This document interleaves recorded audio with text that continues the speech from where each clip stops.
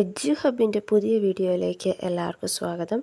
നമ്മളിന്ന് കേരള സെറ്റിൻ്റെ എക്സാമിന് ഹെൽപ്പ് ചെയ്യുന്ന കുറച്ച് ക്വസ്റ്റ്യൻസും അതിൻ്റെ ആൻസേഴ്സുമാണ് ഈ വീഡിയോസിൽ നമ്മൾ അനലൈസ് ചെയ്യാനായിട്ട് പോകുന്നത്. ഇതിനു മുമ്പത്തെ വീഡിയോസിൽ നമ്മൾ സെറ്റിന് മുമ്പ് ചോദിച്ചിട്ടുള്ള പ്രീവിയസ് ഇയർ ക്വസ്റ്റ്യൻസും അതിൻ്റെ ആൻസേഴ്സൊക്കെ നമ്മൾ അനലൈസ് ചെയ്തു.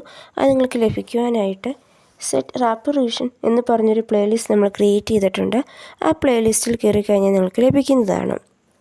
First question, the role of a teacher in supporting experiential learning can be of the അതായത് എക്സ്പീരിയൻഷ്യൽ ലേണിങ്ങിൽ ഒരു ടീച്ചറിൻ്റെ റോള് അല്ലാത്ത എന്നാണ് ചോദിച്ചിരിക്കുന്നത്. Coach, mentor, tutor, technology. Answer വരുന്നത് ഏതായിരിക്കും? ഓപ്ഷൻ 4 ആണ്. അതായത് ടെക്നോളജിയാണ്. അതായത് റോൾ ഓഫ് ദ ടീച്ചർ അല്ലാത്ത എന്നാണ് ചോദിച്ചിരിക്കുന്നത്. അത് ടെക്നോളജിയാണ്. ഒരു ടീച്ചർ അവിടെ കോച്ചാണ്, മെൻറ്ററാണ്, ട്യൂട്ടറാണ്, പക്ഷെ ഒരിക്കലും ഒരു ടെക്നോളജി അല്ല. Next question, which of the following is not considered as self generated feedback. Self generate ചെയ്യുന്ന ഫീഡ്ബാക്കിന് എക്സാമ്പിൾ അല്ലാത്ത എന്നാണ് ചോദിച്ചിരിക്കുന്നത്. Assurance, pre reviewing, retracing, observation. അല്ലാത്ത എന്നാണ് ചോദിച്ചിരിക്കുന്നത്. അഷുറൻസ് ആണ്. പ്രിവ്യൂവിങ് അതേ, റീട്രേസ് ചെയ്യുന്നത് അതേ, ഒബ്സർവേഷൻ എല്ലാം നമ്മുടെ സെൽഫ് ജനറേറ്റഡ് ഫീഡ്ബാക്ക് ഉണ്ടാക്കാൻ വേണ്ടി ചെയ്യുന്ന കാര്യങ്ങളാണ്. പക്ഷേ assurance അങ്ങനെയുള്ളതല്ല. Next question, arrange the level of Bloom's taxonomy from the lower to higher order in the cognitive domain. അതായത് ബ്ലൂ ടാക്സോണമിയിൽ കൊഗ്നിറ്റീവ് ഡൊമൈനിൻ്റെ ആ ലോവർ ടു ഹയർ ഓർഡർ അനുസരിച്ച് അറേഞ്ച് ചെയ്യാനാണ് പറഞ്ഞിരിക്കുന്നത്. Analysing, understanding, applying, evaluating, remembering എന്നിവയാണ് തന്നിരിക്കുന്നത്. ഇവിടെ എന്താണ് വരുന്നത്? Remembering, understanding, applying, analysis, evaluate. Option B ആണ് കറക്റ്റായിട്ട് വരുന്നത്. Is not a research. താഴെ കൊടുത്തിരിക്കുന്നത് റിസർച്ച് അല്ലാത്ത എന്നാണ് ചോദിച്ചിരിക്കുന്നത്. Research is a careful and exhaustive investigation of a phenomena with an objective of advancing knowledge. It is a systematic and objective attempt to study a problem for the purpose of deriving general principles. Research is based on common sense of knowledge based on the accumulated experience and beliefs of the people. It is a systematic investigation to find solution to a problem. ഇവിടെ research അല്ലാത്ത എന്നാണ് ചോദിച്ചിരിക്കുന്നത്. ഇവിടെ answer വരുന്ന option 3 ആണ്. അതായത് research എന്ന് പറയുന്നത് ഒരിക്കലും ഒരു കോമൺ സെൻസ് ഓഫ് നോളജിൻ്റെയോ അല്ലെങ്കിൽ ഒരു അക്യുമുലേറ്റഡ് എക്സ്പീരിയൻസിൻ്റെ പീപ്പിളിൻ്റെ ബിലീഫ്സിൻ്റെ അനുസരിച്ചോ വരുന്നതല്ല റിസർച്ച് എന്ന് പറയുന്നത്. അതൊരു കെയർഫുൾ ആയിട്ടുള്ള എക്സ്ഹോസ്റ്റീവ് ഇൻവെസ്റ്റിഗേഷനാണ് ഒരു ഫിനോമിനയുടെ. അതായത് നമ്മുടെ എക്സിസ്റ്റ് ചെയ്യുന്ന നോളജ് അഡ്വാൻസ് ചെയ്യുക എന്നുള്ളതാണ് അതിൻ്റെ ലക്ഷ്യം എന്ന് പറയുന്നത്.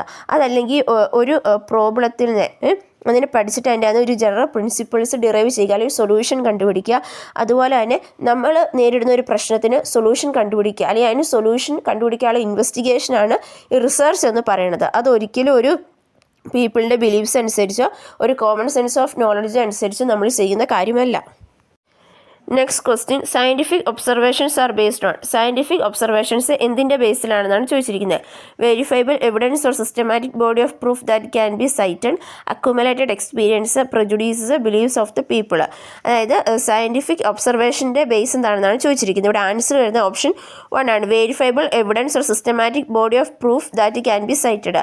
അതായത് സയൻറ്റിഫിക് ഒബ്സർവേഷൻ ഒരിക്കലും നമ്മുടെ എക്സ്പീരിയൻസിൻ്റെ ഭാഗമായിട്ടോ അല്ലെങ്കിൽ നമ്മുടെ മുൻവിധികളെ അനുസരിച്ചോ അല്ലെങ്കിൽ ആളുകളുടെ ബിലീഫിനെ അനുസരിച്ചോ അല്ല. അതായത് നമ്മൾ നേരിട്ട് കണ്ട് അതിനെ ആ ഒരു പ്രൂഫ്, ആ ഒരു ബേസ്ഡ് ഓൺ ആ പ്രൂഫിനെ വെച്ചിട്ട് നമ്മൾ നമ്മുടെ എവിഡൻസിനെ വെരിഫൈ ചെയ്യുകയോ അല്ലെങ്കിൽ നമുക്ക് കാണാൻ കഴിയുന്ന ഒരു സാധനത്തിന് നമുക്ക് സൈറ്റ് ചെയ്യാനായിട്ട് പറ്റുന്നതിനെയൊക്കെയാണ് നമ്മൾ സയൻറ്റിഫിക് ഒബ്സർവേഷൻ, അല്ലെങ്കിൽ അതിൻ്റെ ബേസാണ് സയൻറ്റിഫിക് ഒബ്സർവേഷൻ എന്ന് പറയുന്നത്. അതായത് നമുക്കത് അതിൻ്റെ എവിഡൻസിനെ എപ്പോഴും വെരിഫൈ ചെയ്യാനായിട്ട് പറ്റും, അത് ഒതൻറ്റിക് ആയിരിക്കും എന്നുള്ളതാണ്. Next question, criteria for hypothesis construction are. Hypothesis കൺസ്ട്രക്ഷൻ്റെ ക്രൈറ്റീരിയ എന്താണെന്നാണ് ചോദിച്ചിരിക്കുന്നത്. എന്താണ് ഹൈപ്പോത്തീസിസ് എന്ന് പറഞ്ഞു കഴിഞ്ഞാൽ ടെൻറ്റേറ്റീവ് സൊല്യൂഷൻ ഓഫ് ദ പ്രോബ്ലമാണ്. അതായത് നമ്മൾ ഇതായിരിക്കും അതിൻ്റെ റിസൾട്ട് എന്നുള്ള രീതിയിൽ ഹൈപ്പോത്തീസിസിന് ഫോർമുലേറ്റ് ചെയ്യുന്നു. അതിനുശേഷം നമ്മളതിനെ അനാലിസിസ് ചെയ്തിട്ട് അത് ട്രൂ ആണോ ഫോൾസ് ആണോ നമ്മൾ ചെക്ക് ചെയ്യുന്നതാണ് റിസർച്ച് എന്ന് പറയുന്നത്. അതിൽ റിസർച്ചിന് hypothesis one of the important element ആണ്. Options, it should be describe one issue only, it should describe many issues, it should specify variables between which the relation is to be established, it should be specific and precise, it should be empirically testable whether it is right or wrong. ഇവിടെ answer വരുന്നത് ഏതാണ്? Option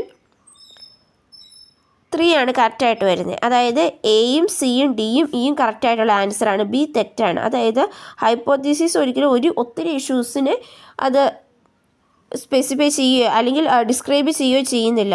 അത് ഒരു ഇഷ്യൂവിനെയാണ് describe ചെയ്യുന്നത്. അതുപോലെ തന്നെ 2 variables അല്ലെങ്കിൽ അതിൽ എക്സിസ്റ്റ് ചെയ്യുന്ന വേരിയബിൾസ് എത്രയാണ് അത് തമ്മിലുള്ള ഒരു റിലേഷൻഷിപ്പ് എസ്റ്റാബ്ലിഷ് ചെയ്യുകയാണ്, അല്ലെങ്കിൽ അത് സ്പെസിഫൈ ചെയ്യുകയാണ് ഇവിടെ ചെയ്യുന്നത്. അതുപോലെ തന്നെ സ്പെസിഫിക് ആയിരിക്കും, പ്രിസൈസ് ആയിരിക്കും.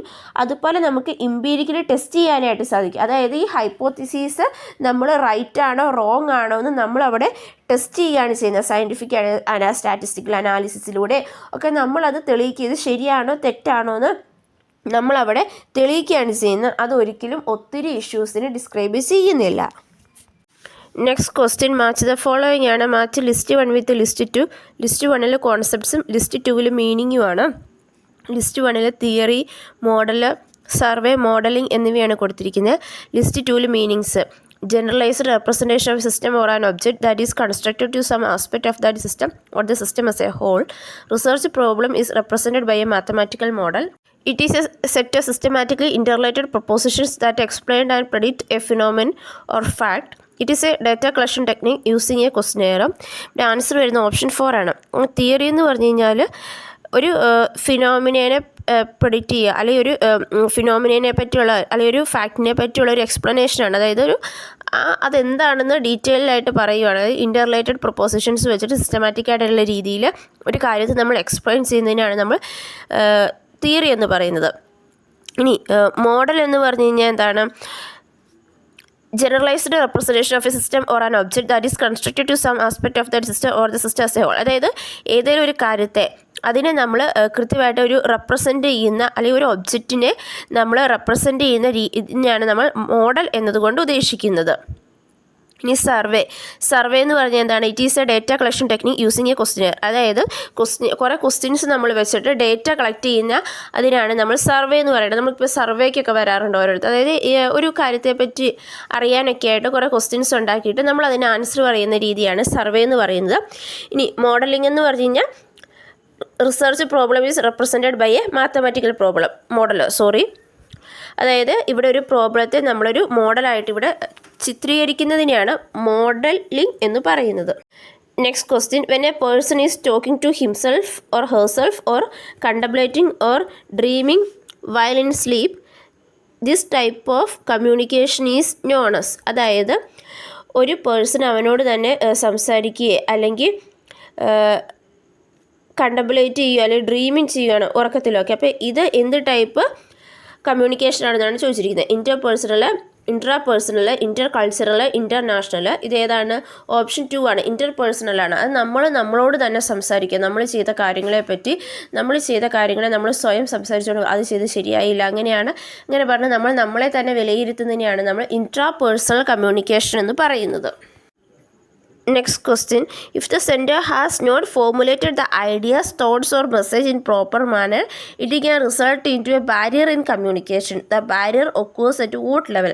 അതായത് ഒരു സെൻഡർ തോട്ട്, ഐഡിയ അല്ലെങ്കിൽ മെസ്സേജ് കൃത്യമായിട്ട് ഫോമുലേറ്റ് ചെയ്തില്ലെങ്കിൽ അവിടെ ഒരു ബാരിയർ ഉണ്ടാകുന്നുണ്ട്.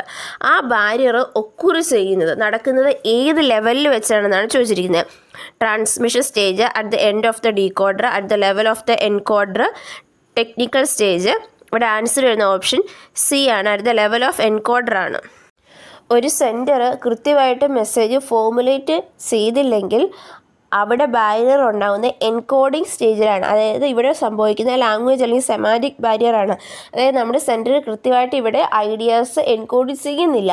സോ അതുകൊണ്ട് തന്നെ എൻകോഡിങ് സ്റ്റേജിലാണ് ഇവിടെ ബാരിയർ ഉണ്ടാകുന്നത്. ഇവിടെ നമ്മുടെ ആ ഇൻറ്റൻഡഡ് മീനിങ് ലോസ്റ്റ് ആവുകയാണ് ചെയ്യുന്നത്. അതായത് നമ്മുടെ മെസ്സേജ് കറക്റ്റായിട്ട് ഇവിടെ ഫോർമുലേറ്റ് ചെയ്യപ്പെടുന്നില്ല. Next question: find the wrong term in the series given below. അതായത് താഴെ ഒരു സീരീസ് തന്നിട്ടുണ്ട്. ആ സീരീസിലെ റോങ് ടേം എന്ന് കണ്ടുപിടിക്കാനാണ് പറഞ്ഞിരിക്കുന്നത്. 3, 12, 36, 144, 432, 1738, 5184 എന്നിങ്ങനെയാണ് ഇവിടെ തന്നിരിക്കുന്നത്. ഇവിടെ വരുന്ന പാറ്റേൺ എന്താണെന്ന് വെച്ച് കഴിഞ്ഞാൽ ആദ്യത്തെ സംഖ്യേനെ നമ്മൾ 4 കൊണ്ട് ഗുണിക്കുന്നു. പിന്നത്തെ സംഖ്യേനെ, അതായത് ആ 4 കൊണ്ട് ഗുണിക്കുമ്പോൾ കിട്ടുന്ന സംഖ്യേനെ കൊണ്ട് നമ്മൾ 3 കൊണ്ട് ഗുണിക്കുന്നു. അതിനുശേഷം ആ കിട്ടുന്ന റിസൾട്ടിനെ നമ്മൾ 4 കൊണ്ട് ഗുണിക്കുന്നു. അങ്ങനെ ഈ കിട്ടുന്ന റിസൾട്ടിനെ 4, 3 ഓൾട്ടർനേറ്റീവായിട്ട് നമ്മൾ ഗുണിച്ചുകൊണ്ട് ഇരിക്കുകയാണ് ഇവിടെ ചെയ്യുന്നത്. സോ 3 × 4 = 12 എന്ന് കിട്ടും. 12 × 3 = 36 എന്ന് കിട്ടും. 36 × 4 = 144 എന്ന് കിട്ടും. 144 × 3 = 432 എന്ന് കിട്ടും. 432 × 4 = 1728 ആണ്. പക്ഷെ നമുക്കിവിടെ തന്നിരിക്കുന്നത് 1738 ആണ്. അതായത് നമുക്ക് 1728 ഇവിടെ വരേണ്ടത്. പക്ഷേ ഇവിടെ സീരീസിൽ 1738 തന്നിരിക്കുന്നത്. അപ്പോൾ അതാണ് തെറ്റ്. ഇനി നമുക്കത് കഴിഞ്ഞിട്ടുള്ള നോക്കാം. ഇവിടെ നമ്മൾ 4 കൊണ്ടാണ് ഗുണിച്ചേക്കുന്നത്. അപ്പോൾ ഇനി വരുന്നത് 3 കൊണ്ടാണ്. അതായത് 1728 × 3 = 5184 എന്ന് കിട്ടും. സോ ബാക്കിയുള്ളതെല്ലാം ശരിയാണ്. ഇവിടെ 432 4 കൊണ്ട് ഗുണിക്കുമ്പോൾ നമുക്ക് 1728 കിട്ടേണ്ടത്. പക്ഷെ നമ്മുടെ സീരീസിൽ 1738.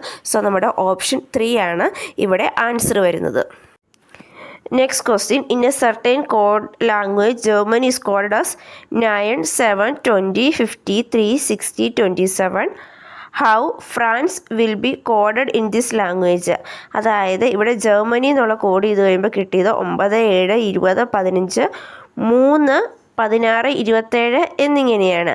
അങ്ങനെയാണെങ്കിൽ ഫ്രാൻസ് കോഡ് ചെയ്ത് കഴിയുമ്പോൾ എന്ത് കിട്ടുമെന്നാണ് ചോദിച്ചിരിക്കുന്നത്. ഇവിടെ ജർമ്മനിക്ക് ഈക്വൽ ആയിട്ടുള്ള നമ്പറുകൾ നോക്കി. 9, 7, 20, 15, 3, 16, 27 എന്നുള്ളതാണ്. നമുക്കറിയാം ABCD എന്നിങ്ങനെ ഓരോ ലെറ്റേഴ്സിന് ഈക്വലായിട്ട് ഒരു നമ്പറുണ്ട്. എക്ക് ഈക്വലായിട്ട് 1, ബിക്ക് ഈക്വലായിട്ട് 2, സിക്ക് ഈക്വലായിട്ട് 3, ഡിക്ക് ഈക്വലായിട്ട് 4. അങ്ങനെയാണ് ആ നമ്പർ ഇങ്ങനെ പോവാണ്. അങ്ങനെ ഇസഡിന് നമുക്ക് 26 എന്ന് കിട്ടും. അപ്പോൾ ഇങ്ങനെ ഇതിന് ഓരോരുത്തർക്കും ഈക്വലായിട്ട് ഓരോ നമ്പറുണ്ട്. ആ നമ്പറിനോട് 2 കൂട്ടി എഴുതുന്ന നമ്പറാണ് ഇവിടുത്തെ കോഡിങ്ങിലെ രീതി എന്ന് പറയുന്നത്. അതായത് നമുക്ക് ആദ്യം ജി എന്നുള്ള ആ ഒരു ലെറ്റർ എടുക്കാം. ജി എന്ന് പറയുമ്പോൾ ജിക്ക് ഈക്വലായിട്ടുള്ള നമ്പർ ഏതാ? ജിക്ക് ഈക്വലായിട്ട് 7 ആണ് വരുന്നത്. അപ്പോൾ 7നോട് 2 കൂട്ടി കഴിയുമ്പോൾ നമുക്ക് ഏത് കിട്ടും? 8, 9 എന്ന് കിട്ടും. അതാണ് ഇവിടെ 9 വന്നിരിക്കുന്നത്. ഇനി രണ്ടാമത്തെ ലെറ്റർ നോക്കിയാൽ അത് ഇ ആണ്. ഇക്ക് ഈക്വലായിട്ടുള്ള നമ്പർ എന്ന് പറഞ്ഞാൽ 5 ആണ്. 5നോട് 2 കൂട്ടി കഴിയുമ്പോൾ നമുക്ക് എന്ത് കിട്ടും? 5, 2, 7 എന്ന് കിട്ടും. ഇനി അടുത്ത് വരുന്ന 6 ആണ്. 6ന് ഈക്വലായിട്ടുള്ള നമ്പർ വരുന്ന ഏതാണ്? 18. 18നോട് 2 കൂട്ടി കഴിയുമ്പോൾ നമുക്ക് 20 കിട്ടും. ഇനി അടുത്ത് വരുന്ന എം ആണ്. എമ്മിന് ഈക്വലായിട്ടുള്ള നമ്പർ 13 ആണ്. 13നോട് 2 കൂട്ടി കഴിയുമ്പോൾ നമുക്ക് 15 എന്ന് കിട്ടും. ഇനി എക്ക് ഈക്വലായിട്ടുള്ള നമ്പർ 1 ആണ്. 1നോട് 2 കൂട്ടി കഴിയുമ്പോൾ നമുക്ക് 3 എന്ന് കിട്ടും. ഇനി അടുത്ത് വരുന്നത് എൻ ആണ്. എന്നിന് ഈക്വലായിട്ടുള്ള നമ്പർ ഏതാണ്? എന്നിന് ഈക്വലായിട്ട് വരുന്നത് 14 ആണ്. 14നോട് 2 കൂട്ടി കഴിയുമ്പോൾ 16 എന്ന് കിട്ടും. ഇനി വൈ ആണ് ലാസ്റ്റ് വന്നിരിക്കുന്നത്. വൈക്ക് ഈക്വലായിട്ടുള്ള നമ്പർ എന്ന് പറഞ്ഞാൽ 25 ആണ്. 25നോട് 2 കൂട്ടി കഴിയുമ്പോൾ നമുക്ക് 27 എന്ന് കിട്ടും. സോ നമുക്ക് ഇങ്ങനെയാണ് ഇവിടെ കോഡ് ചെയ്യേണ്ടതെന്ന് മനസ്സിലായി. ഇനി നമുക്ക് നമ്മുടെ ഫ്രാൻസ് എന്നുള്ള വാക്കെടുക്കാം. അപ്പോൾ ആദ്യം അവിടെ വരുന്നത് എഫ് ആണ്. എഫിന് ഈക്വലായിട്ടുള്ള നമ്പർ ഏതാണ്? 6 ആണ്. 6നോട് 2 കൂട്ടി കഴിയുമ്പോൾ നമുക്ക് എന്ത് കിട്ടും? 8 കിട്ടും. ഇനി അടുത്ത് വരുന്നതെന്ന് പറഞ്ഞാൽ 6 ആണ്. 6ൻ്റെ കാര്യം നമ്മൾ നേരത്തെ പറഞ്ഞിരുന്നു. 6ന് ഈക്വലായിട്ടുള്ള നമ്പർ എത്രയാണ് വരുന്നത്?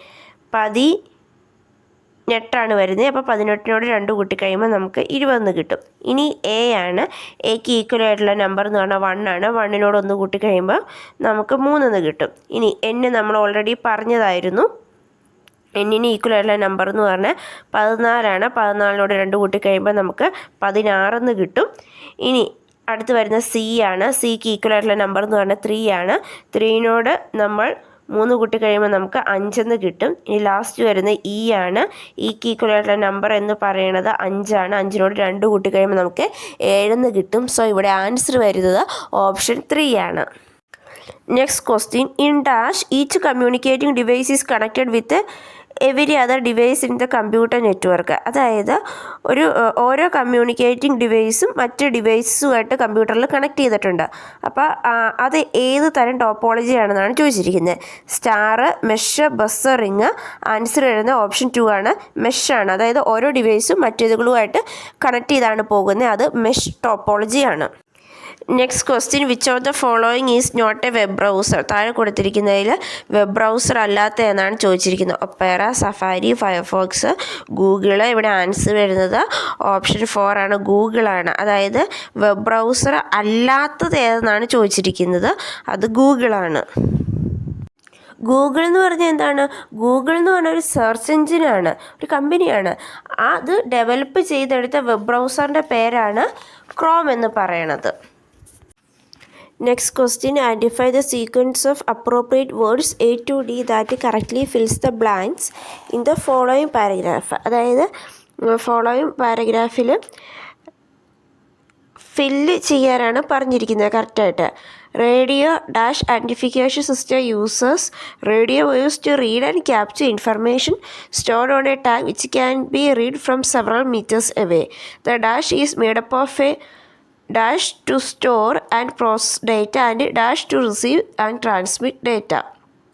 ഇവിടെ നമുക്ക് തന്നിരിക്കുന്ന ടാഗ്, ഫ്രീക്വൻസി, ആൻറ്റിന, മൈക്രോചിപ്പ് എന്നിവയാണ്. അതായത് റേഡിയോ ഫ്രീക്വൻസി ആൻറ്റിഫിക്കേഷൻ സിസ്റ്റം എന്നുള്ളതാണ്. Radio frequency identification system uses radio waves to read and capture information stored on a tag. അതായത് ഒരു ടാഗിൽ സ്റ്റോർ ചെയ്തിരിക്കുന്ന ഇൻഫർമേഷൻസിനെ ക്യാപ്ചർ ചെയ്യാനായിട്ട് അല്ലെങ്കിൽ അതിനെ റീഡ് ചെയ്യാനായിട്ട് നമ്മൾ റേഡിയോ വേവ്സ് ഉപയോഗിക്കുകയാണ് ചെയ്യുന്നത്. അത് റേഡിയോ ഐഡൻറ്റിഫിക്കേഷൻ സിസ്റ്റത്തിലാണ്. അതായത് ഈ radio frequency identification system radio waves ഉപയോഗിച്ചുകൊണ്ടാണ് സെവറൽ മീറ്റേഴ്സ് എവയുള്ള ടാഗിൽ നിന്ന് ടാഗിൽ സ്റ്റോർ ചെയ്തിരിക്കുന്ന ഇൻഫർമേഷൻസിനെ ക്യാപ്ചർ ചെയ്യുകയും റീഡ് ചെയ്യുകയും ചെയ്യുന്നത്. ഇനി dash is made up of dash. എന്താണ്? The tag is made up of an microchip. Tag is made up. Tag എന്തുകൊണ്ടാണ് ഉണ്ടാക്കിയിരിക്കുന്നത്? മൈക്രോ ചിപ്പ് കൊണ്ടാണ്.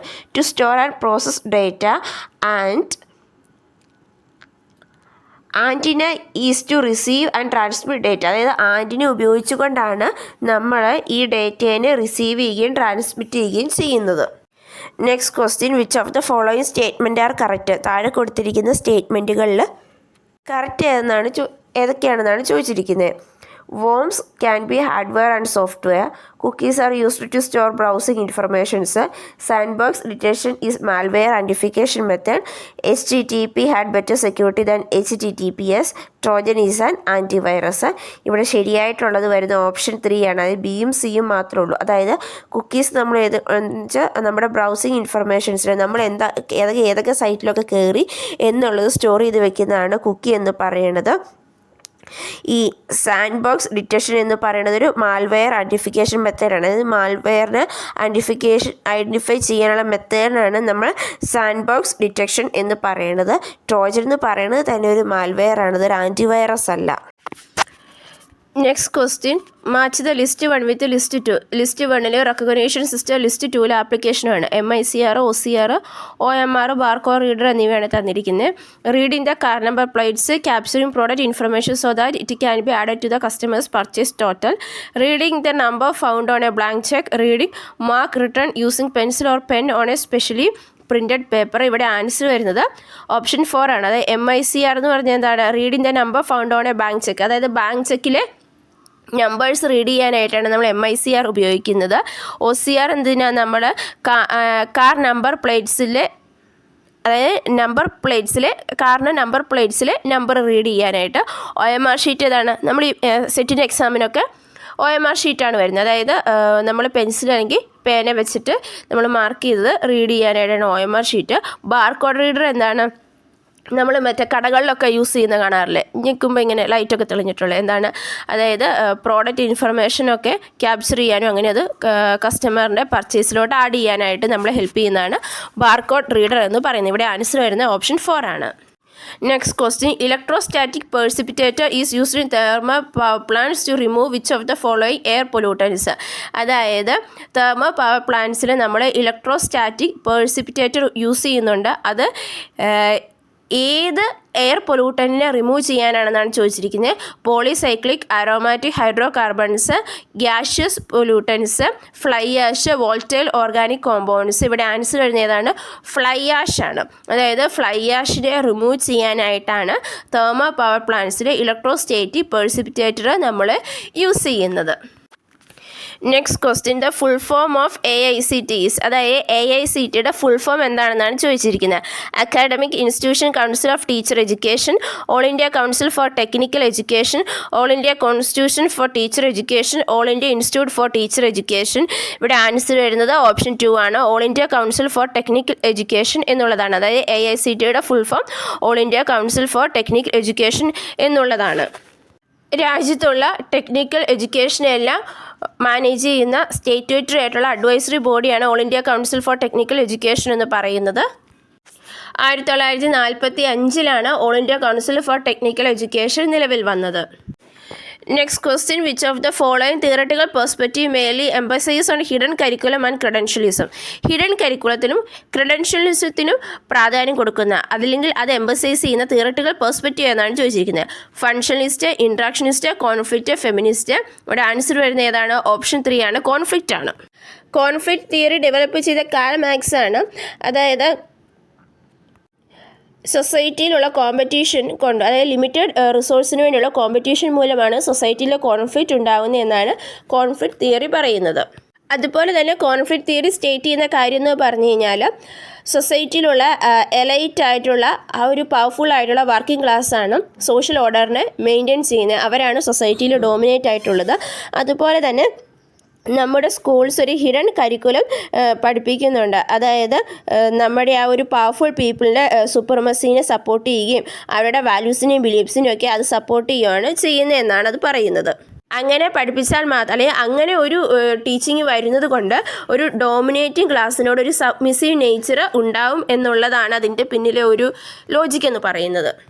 Next question, which of the following statement is not true about idealism? ഐഡിയലിസത്തിനെ സംബന്ധിച്ചിടത്തോളം ശരി അല്ലാത്ത എന്നാണ് ചോദിച്ചിരിക്കുന്നത്. In scheme of curriculum, idealism is not prepared to give any particular preference to any subject. Idealism has talked more of objectives and aims of education and less of device, methods and organization. Subject which have a flavor of personal greatness and greatly emphasized by idealism. Idealism pay much attention to the present experience of the child in its approach to the problem of curriculum. അതായത് ഇവിടെ ഐഡിയലിസത്തിൻ്റെ കാറ്റസിക്സ് അല്ലാത്ത എന്നാണ് ചോദിച്ചിരിക്കുന്നത്. Answer വരുന്നത് option 4 ആണ്. അതായത് idealism present experience of the ചൈൽഡിന് പ്രാധാന്യം കൊടുക്കുന്നു എന്നുള്ളതാണ് പറഞ്ഞിരിക്കുന്നത്. അത് ഐഡിയലിസത്തിൻ്റെ ഒരു ഫീച്ചറായിട്ട് വരുന്നതല്ല. ഐഡിയലിസം പ്രത്യേകിച്ച് ഒരു സബ്ജക്റ്റിനും പ്രിഫറൻസ് കൊടുക്കുന്നില്ല.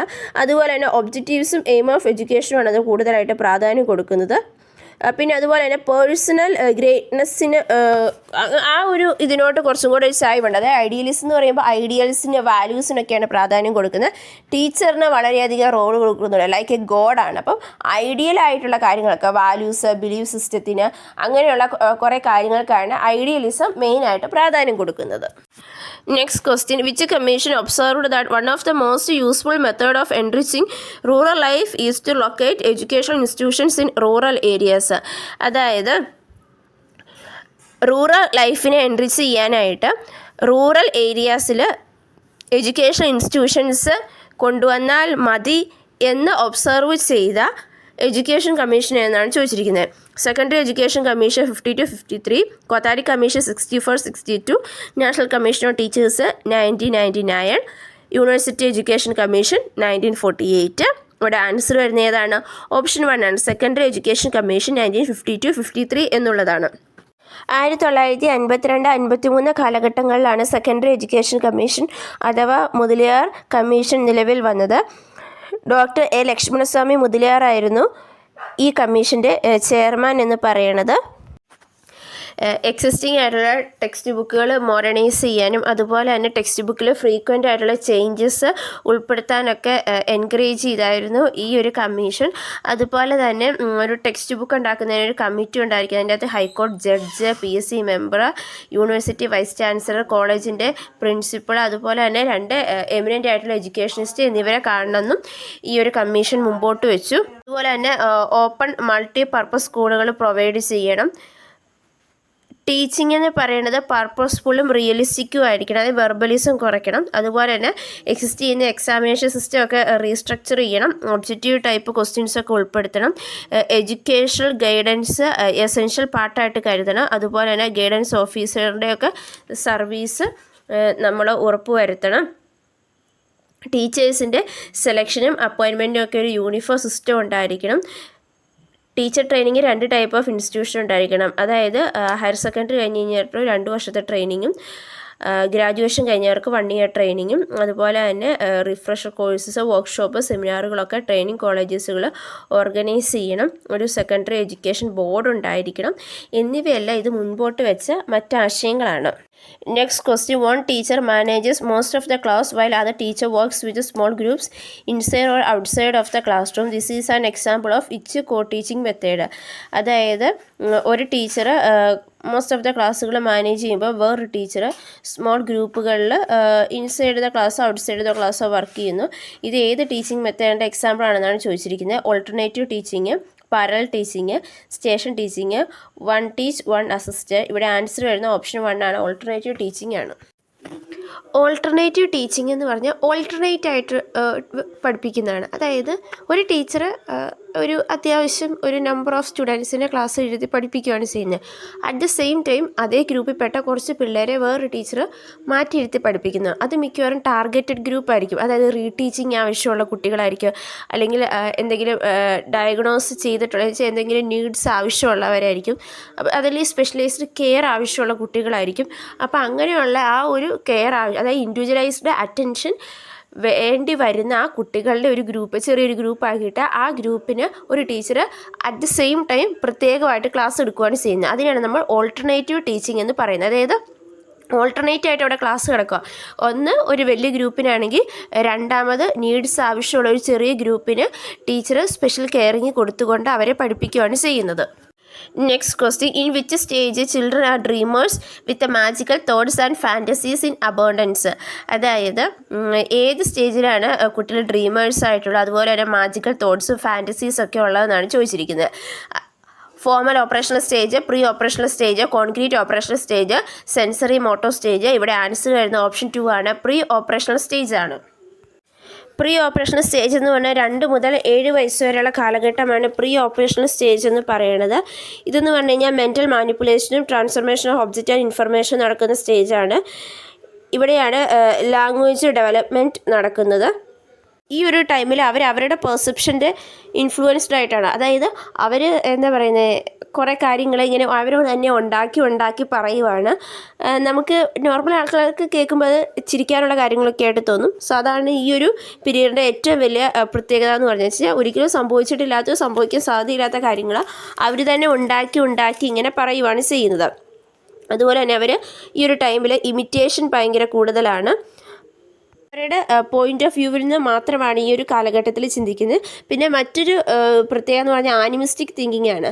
അതായത് അവരുടെ പാവകളൊക്കെ എന്ന് പറഞ്ഞു കഴിഞ്ഞാൽ അവരെ പോലെ തന്നെയാണെന്നാണ് അവർ വിചാരിക്കുന്നത്. അതായത് അവർക്ക് ഫുഡ് കൊടുക്കുന്നു, അവരെ ഉറക്കുന്നു, അവരെ കുളിപ്പിക്കുന്നു. അപ്പോൾ ഇതൊക്കെ വെച്ചാൽ മനുഷ്യന്മാരെ പോലെ തന്നെ ആനിമൽസ് അല്ലെങ്കിൽ പാവകളും ഇങ്ങനെയാണ് എന്നാണ് ഈ ഒരു കാലഘട്ടത്തിൽ കുട്ടികൾ ചിന്തിക്കുന്നത്. അതുകൊണ്ട് ആനിമിസ്റ്റിക് തിങ്കിങ് ഇതിൻ്റെ പ്രത്യേകതയാണ്.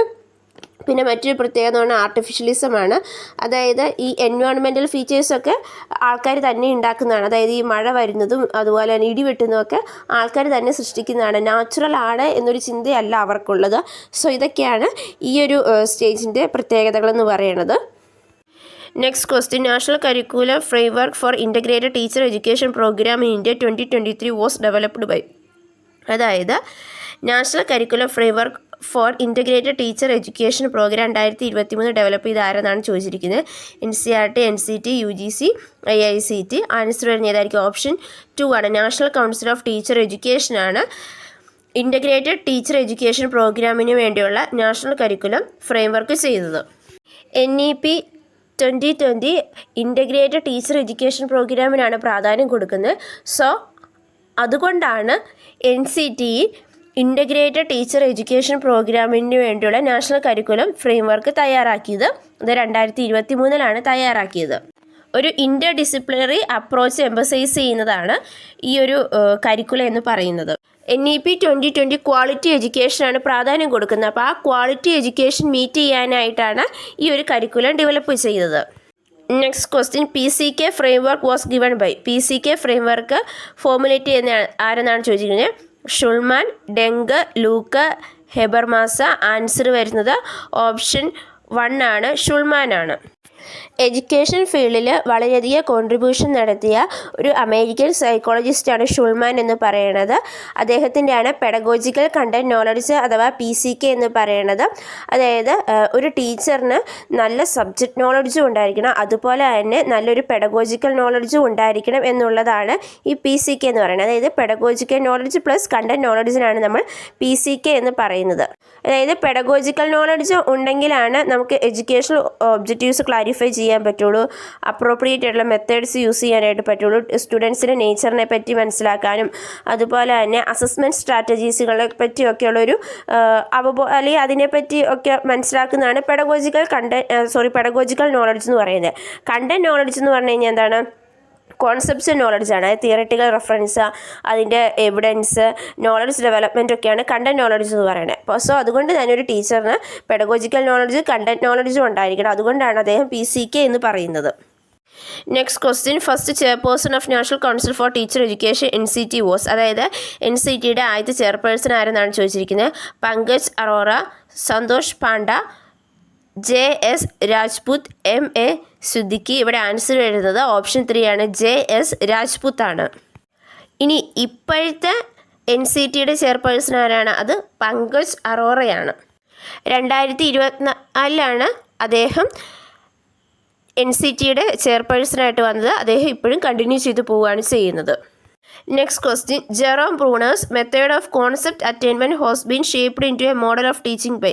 അതായത് ജെറോം ബ്രൂണറിൻ്റെ കോൺസെപ്റ്റ് അറ്റൈൻമെൻറ്റ് എന്ന് പറഞ്ഞാൽ ആ ഒരു മെത്തേഡിന് ഒരു മോഡൽ ഓഫ് ടീച്ചിങ് ആയിട്ട് ഡെവലപ്പ് ചെയ്തെടുത്ത ആരെന്നാണ് ചോദിച്ചിരിക്കുന്നത്. Ausubel, Glaser, Joyce and Marsh Weil, Saylor and Alexander. ഇവിടെ ആൻസർ വരുന്ന ഓപ്ഷൻ 3 ആണ്, ജോയ്സിയും മാർഷ് വെയിലും കൂടി ചേർന്നാണ്. ഇവിടെ നമുക്ക് മാറിപ്പോകരുത്. കോൺസെപ്റ്റ് അറ്റൈൻമെൻറ്റ് എന്ന് പറഞ്ഞ തിയറി ഡെവലപ്പ് ചെയ്ത് ജെറോം ബ്രൂണറാണ്. ആ തിയറീനെ ഒരു മോഡലായിട്ട് ഡെവലപ്പ് ചെയ്തെടുത്തത് ബ്രൂസ് ജോയ്സും മാർഷ് വെയിലും കൂടെ ചേർന്നാണ്. ആക്റ്റീവ് ലേണിങ്ങിനും ക്രിട്ടിക്കൽ തിങ്കിങ്ങിനും ഒക്കെയാണ് ഈ ഒരു മോഡൽ പ്രാധാന്യം കൊടുക്കുന്നത്. എൻക്വയറി ബേസ്ഡ് ആയിട്ടുള്ളൊരു ഇൻഡക്റ്റീവ് അപ്രോച്ചാണ് ഇവിടെ യൂസ് ചെയ്യുന്നത്. ഒരു കാര്യത്തിൻ്റെ എക്സാമ്പിൾസും നോൺ എക്സാമ്പിൾസും അനലൈസ് ചെയ്തുകൊണ്ട് ആ ഒരു കോൺസെപ്റ്റ് എന്താണെന്ന് മനസ്സിലാക്കിയെടുക്കുകയാണ് ഇവിടെ ചെയ്യുന്നത്. നമ്മൾ PYQയിൽ ഇത് പറഞ്ഞു പോയതാണ് already. Next question, Tyler's model of curricular evaluation obtains the curricular objective from following 3 sources. അതായത് ടൈലറിൻ്റെ കരിക്കുലം മോഡലുണ്ടല്ലോ, അത് അതിൻ്റെ ഒബ്ജക്റ്റീവ്സ് എവിടെ അല്ലെങ്കിൽ ആ ഒബ്ജക്റ്റീവ്സിൻ്റെ സോഴ്സ് എന്താണെന്നാണ് ചോദിച്ചിരിക്കുന്നത്. Student, society, subject matter, curriculum, syllabus, course book, teacher, institute, government, course content, teaching method, evaluation strategy. ഇവിടെ ആൻസർ വരുന്ന ഓപ്ഷൻ 1 ആണ്, the student, society, subject matter. ഈ 3 കാര്യങ്ങളിൽ നിന്നാണ് കരിക്കുലം ഒബ്ജക്റ്റീവ്സ് ടൈലറിൻ്റെ മോഡൽ ഫിക്സ് ചെയ്യുന്നത്. ടൈലറിൻ്റെ കരിക്കുലം ഇവാലുവേഷൻ മോഡലാണ് അല്ലെങ്കിൽ കരിക്കുലർ ഒബ്ജക്റ്റീവ് സെൻറ്റേർഡ് മോഡലാണ് ഏറ്റവും ഏർലിയസ്റ്റ് ആയിട്ടുള്ള കരിക്കുലർ ഇവാലുവേഷൻ മോഡൽ എന്ന് പറയുന്നത്. ഇതിനെപ്പറ്റി അദ്ദേഹം പറയുന്നത് അദ്ദേഹത്തിൻ്റെ basic principles of curriculum and instruction എന്ന് പറയുന്ന ടെക്സ്റ്റിലാണ്. വളരെ ഈസി ആയിട്ട് മനസ്സിലാക്കുകയും അപ്ലൈ ചെയ്യാനായിട്ടും പറ്റുന്ന സിസ്റ്റമാറ്റിക് ആയിട്ടുള്ളത്, ലോജിക്കലായിട്ടുള്ളത്, റാഷണലും ആയിട്ടുള്ളൊരു മോഡലാണിത്. അതുപോലെ തന്നെ കരിക്കുലർ സ്ട്രെങ്ത്, വീക്ക്നെസ് ഇത് സ്ട്രെസ് ചെയ്യുന്നുണ്ട്. Next question, which is not a characteristics of qualitative research. താഴെ കൊടുത്തിരിക്കുന്നത് ക്വാളിറ്റേറ്റീവ് റിസർച്ചിൻ്റെ ക്യാരക്ടറിസ്റ്റിക്സ് അല്ലാത്ത എന്നാണ് ചോദിച്ചിരിക്കുന്നത്. Exploring, developing, understanding a central phenomenon, collecting data based on words, analysing the data with statistics, writing the report using researchers subjective reflexivity. അതായത് ഒരു qualitative റിസർച്ചിൻ്റെ characteristics അല്ലാത്ത എന്നാണ് ചോദിച്ചിരിക്കുന്നത്. എന്താണ് ക്വാളിറ്റേറ്റീവ് റിസർച്ച് എന്ന് പറഞ്ഞു കഴിഞ്ഞാൽ അവിടെ ക്വാളിറ്റിക്ക്, അതായത് ക്യാരക്ടറിസ്റ്റിക്സിനാണ് പ്രാധാന്യം കൊടുക്കുന്നത്, ക്വാണ്ടിറ്റിക്കല്ല. അവിടെ യാതൊരുവിധ സ്റ്റാറ്റിസ്റ്റിക്കൽ അനാലിസിസും ഇല്ല. ക്വാളിറ്റേറ്റീവ് റിസർച്ച് എപ്പോഴും ഡിസ്ക്രിപ്റ്റീവ് ആയിരിക്കും. അപ്പോൾ അതുകൊണ്ട് തന്നെ അതൊരു ഫിനോമിനയെ എക്സ്പ്ലോർ ചെയ്യുകയും ഡെവലപ്പ് ചെയ്യുകയും അണ്ടർസ്റ്റാൻഡ് ചെയ്യുകയും അതിനെപ്പറ്റിയുള്ള കാര്യങ്ങൾ അവിടെ പറയുകയായിരിക്കും ചെയ്യുന്നത്. അതായത് ഇവിടെ ഡേറ്റ നമ്മൾ എഴുതി വയ്ക്കുന്ന വേർഡ്സിലാണ് നമ്മൾ ഡിസ്ക്രൈബ് ചെയ്യുവാണ്. ഇന്ന കാര്യങ്ങളാണ് നമ്മൾ കണ്ടാൽ ഇന്ന കാര്യത്തിന് ഇന്ന പ്രത്യേകതകളാണ് ഉള്ള എന്നുള്ള. അതുപോലെ അവിടെ സബ്ജക്റ്റീവ് റിഫ്ലെക്സിവിറ്റിക്ക് വളരെയധികം പ്രാധാന്യം കൊടുക്കുന്നുണ്ട്. പക്ഷേങ്കിൽ അവിടെ നമ്മൾ ഒരിക്കലും സ്റ്റാറ്റിസ്റ്റിക്കൽ മെത്തേഡ്സ് യൂസ് ചെയ്താണ്. അതായത് അനോവയൊക്കെ യൂസ് ചെയ്തുകൊണ്ട് യാതൊരുവിധ അനാലിസിസ് നടത്തുന്നില്ല. നമ്മൾ അവിടെ ഡിസ്ക്രിപ്റ്റീവായിട്ടോ ആ ഒരു ക്വാളിറ്റി എന്താണെന്ന് അവിടെ പറഞ്ഞു വയ്ക്കുവാണ് ക്വാളിറ്റേറ്റീവ് റിസർച്ചിൽ ചെയ്യുന്നത്. Next question, which design are systematic qualitative procedure that research used to generate general explanation and it leads to process, action or interaction among people. അതായത് റിസർച്ച് ഡിസൈൻ ചെയ്യുന്നതാണ് കണ്ടുപിടിക്കാനാണ് പറഞ്ഞിരിക്കുന്നത്. സിസ്റ്റമാറ്റിക് ആണ്, ക്വാളിറ്റേറ്റീവ് പ്രൊസീജിയറാണ് യൂസ് ചെയ്യുന്നത്. നമ്മൾ general ഒരു explanation അവിടെ generate ചെയ്യുകയാണ് ചെയ്യുന്നത്. അതിന് അത് പ്രോസസ്സിലോട്ട് പോകുന്നു. അതുപോലെ തന്നെ അത് പിന്നീടാണ് ഇൻട്രാക്ഷനിലോട്ട് പോകുന്നത്. അപ്പോൾ ഇത് ഏത് ടൈപ്പ് റിസർച്ച് ആണെന്നാണ് ചോദിച്ചിരിക്കുന്നത്. എത്തനോഗ്രാഫിക്ക്, ഗ്രൗണ്ടഡ് തിയറി ഡിസൈന്, നറേറ്റീവ് റിസർച്ച് ഡിസൈന്, കോ റിലേഷണൽ ഡിസൈന്. ഇവിടെ ആൻസർ വരുന്നത് ഏതായിരിക്കും? ഓപ്ഷൻ 2 ആണ്, കോ റിലേഷണൽ തിയറി ഡിസൈനാണ്. ഗ്ലേസറും അതുപോലെ തന്നെ സ്ട്രോസുമാണ് ഗ്രൗണ്ടഡ് തിയറി റിസർച്ച് ഡിസൈൻ്റെ പ്രൊപ്പോണൻസ് എന്ന് പറയുന്നത്. അതായത് ഇവിടെ ഡേറ്റയിൽ നിന്ന് ഒരു തിയറി ഡിസ്കവർ ചെയ്യുകയാണ് ചെയ്യുന്നത്. അത് നമ്മൾ സിസ്റ്റമാറ്റിക്കായിട്ടോ അനലൈസ് ചെയ്യുവാണ് പിന്നീട് ചെയ്യുന്നത്. ക്വാളിറ്റേറ്റീവ് റിസർച്ചാണ്, ക്വാണ്ടിറ്റേറ്റീവ് രീതിയിലല്ല, മറിച്ച് നമ്മൾ അല്ലാണ്ട് അനലൈസ് ചെയ്യുകയാണ് ഇവിടെ ചെയ്യുന്നത്. സ്റ്റാറ്റിസ്റ്റിക്കൽ മെത്തേഡ്സ് യൂസ് ചെയ്തുകൊണ്ടല്ല ഇവിടെ അനലൈസ് ചെയ്യുന്നത്. ഇവിടെ ഒരു ഇൻഡക്റ്റീവ് മെത്തഡോളജിയാണ് യൂസ് ചെയ്യുന്നത്. ഇവിടെ നമ്മൾ ഈ ഗ്രൗണ്ട് ചെയ്തിരിക്കുന്ന ഡേറ്റയിൽ നിന്ന് തിയറി ജനറേറ്റ് ചെയ്യുകയാണ് ചെയ്യുന്നത്. അതായത് അതിൻ്റെ ഉള്ളിലുള്ള പ്രോസസ്സ് എന്താണ്, സോഷ്യൽ റിലേഷൻഷിപ്പ് എന്താണ്, ആ ഗ്രൂപ്പ് ഓഫ് പീപ്പിളിൻ്റെ ബിഹേവിയർ എന്താണെന്നൊക്കെ നമ്മൾ അൺകവർ ചെയ്യുകയാണ് ചെയ്യുന്നത്. അതായത് നമ്മൾ ഇവിടെ ഒരു ജനറൽ എക്സ്പ്ലനേഷൻ നമ്മൾ ജനറേറ്റ് ചെയ്തെടുക്കുകയാണ് ചെയ്യുന്നത്. അതായത് ഇവിടെ ഡേറ്റകളെല്ലാം ഗ്രൗണ്ടഡ് ആയി കിടക്കുകയാണ്. അപ്പോൾ ആ ഗ്രൗണ്ടഡ് ആയിട്ടുള്ള ഡേറ്റയിൽ നിന്ന് നമ്മൾ അൺകവർ ചെയ്തെടുക്കുകയാണ്. അങ്ങനെ നമ്മൾ അവരുടെ ബിഹേവിയേഴ്സിനെ പറ്റി പഠിക്കുകയാണ് ചെയ്യുന്നത്. ഇവിടെ നമ്മളൊരു ഹൈപ്പോത്തീസിസ് കൊണ്ടുവന്നിട്ട് ആ ഹൈപ്പോത്തീസിസിൽ നിന്ന് അല്ലെങ്കിൽ ആ ഹൈപ്പോത്തീസിസ് പ്രൂവ് ചെയ്യുകയോ ഡിസപ്രൂവ് ചെയ്യുകയോ അല്ല ചെയ്യുന്നത്. ഇവിടെ ഒരു ഇൻഡക്റ്റീവ് അപ്രോച്ചാണ്. അതായത് നമുക്ക് ഉള്ള ഡേറ്റയിൽ നിന്ന് നമ്മൾ ന്യൂ തിയറീസ് ഫോർമുലേറ്റ് ചെയ്യുകയാണ് ചെയ്യുന്നത്. ഇതൊരു ഐറ്ററേറ്റീവ് പ്രോസസ്സാണ്. Next question, which research is portrayal and explanation of A social group and situation in the real life context. അതായത് ഒരു റിയൽ ലൈഫ് കോണ്ടെക്സ്റ്റിലുള്ള ആൾക്കാരുടെ സോഷ്യൽ ഗ്രൂപ്പിനെ പറ്റിയും സിറ്റുവേഷൻസിനെ പറ്റിയൊക്കെ പോർട്രേ ചെയ്ത റിസർച്ച് എന്നാണ് ചോദിച്ചിരിക്കുന്നത്. Phenomenology research, ethnography research, ground theory, case study. ഇവിടെ ആൻസർ വരുന്ന ഏതാണ്? എത്തനോഗ്രാഫി റിസർച്ചാണ്. അതായത് എത്തനോഗ്രാഫി റിസർച്ചിലാണ് മനുഷ്യരുടെ എത്തിനിസിറ്റീനെ പറ്റി പഠിക്കുന്നത്. അതായത് അവരുടെ റിയൽ ലൈഫിലുള്ള ആൾക്കാരെ പറ്റി പഠിക്കുകയാണ്. അവരുടെ സംഭാഷണ രീതികൾ, അവരുടെ വേ ഓഫ് ലിവിങ്, അങ്ങനെ അവരുടെ ആ ഒരു ലൈഫിനെ പറ്റി നമ്മളവിടെ പഠിക്കുകയാണ് ചെയ്യുന്നത്. ഇവിടെ നമ്മൾ സിസ്റ്റമാറ്റിക് സ്റ്റഡിയാണ് പീപ്പിളിൻ്റെ, അവരുടെ കൾച്ചറിനെ, എത്തിനിസിറ്റീനെ പറ്റി അവരുടെ നാച്ചുറൽ എൻവയോൺമെൻറ്റിൽ നമ്മൾ പഠിക്കുകയാണ് ചെയ്യുന്നത്. അതായത് അവരുടെ വേ ഓഫ് ലൈഫ് അണ്ടർസ്റ്റാൻഡ് ചെയ്യുന്നു, അവരെങ്ങനെയാണ് അവരുടെ ചുറ്റുമുള്ള ലോകവുമായിട്ട് ഇൻട്രാക്ട് ചെയ്യുന്നത് എന്നിവയുള്ളതാണ് ഇതിൻ്റെ അകത്ത് വരുന്നത്. അതായത് ഇവിടെ റിസർച്ചർ പാർട്ടിസിപ്പൻസുമായിട്ട് ഇൻട്രാക്ട് ചെയ്യുന്നു, അവരുടെ ഒപ്പം ജീവിക്കുന്നു. അങ്ങനെ അവരുടെ ഒപ്പം ജീവിച്ചുകൊണ്ട് ഒരു ഇൻസൈറ്റ് ഉണ്ടാക്കിയെടുക്കാൻ അവരുടെ സോഷ്യൽ റിലേഷൻ അല്ലെങ്കിൽ സോഷ്യൽ ഇൻട്രാക്ഷനിലൂടെ അങ്ങനെ ഡേറ്റ കളക്ട് ചെയ്യുകയാണ്. അതായത് പാർട്ടിസിപ്പൻ്റ് ഒബ്സർവേഷനിലൂടെയും ഫേസ് ടു ഫേസ് ഒബ്സർവേഷനിലൂടെയും ഇൻസൈറ്റൊക്കെ അനുസരിച്ച് ഇവിടെ ഡേറ്റ കളക്ട് ചെയ്യുകയാണ് ചെയ്യുന്നത്. Next question, which is not a characteristics of narrative research design. Narrative research ഡിസൈൻ്റെ ക്യാരക്ടറിസ്റ്റിക്സ് അല്ലാത്ത എന്നാണ് ചോദിച്ചിരിക്കുന്നത്. Individual experience, collecting data through rating scale, coding and decoding for themes, collaborating with participants. ഇവിടെ answer വരുന്ന option 2 ആണ്, collecting data through rating scale.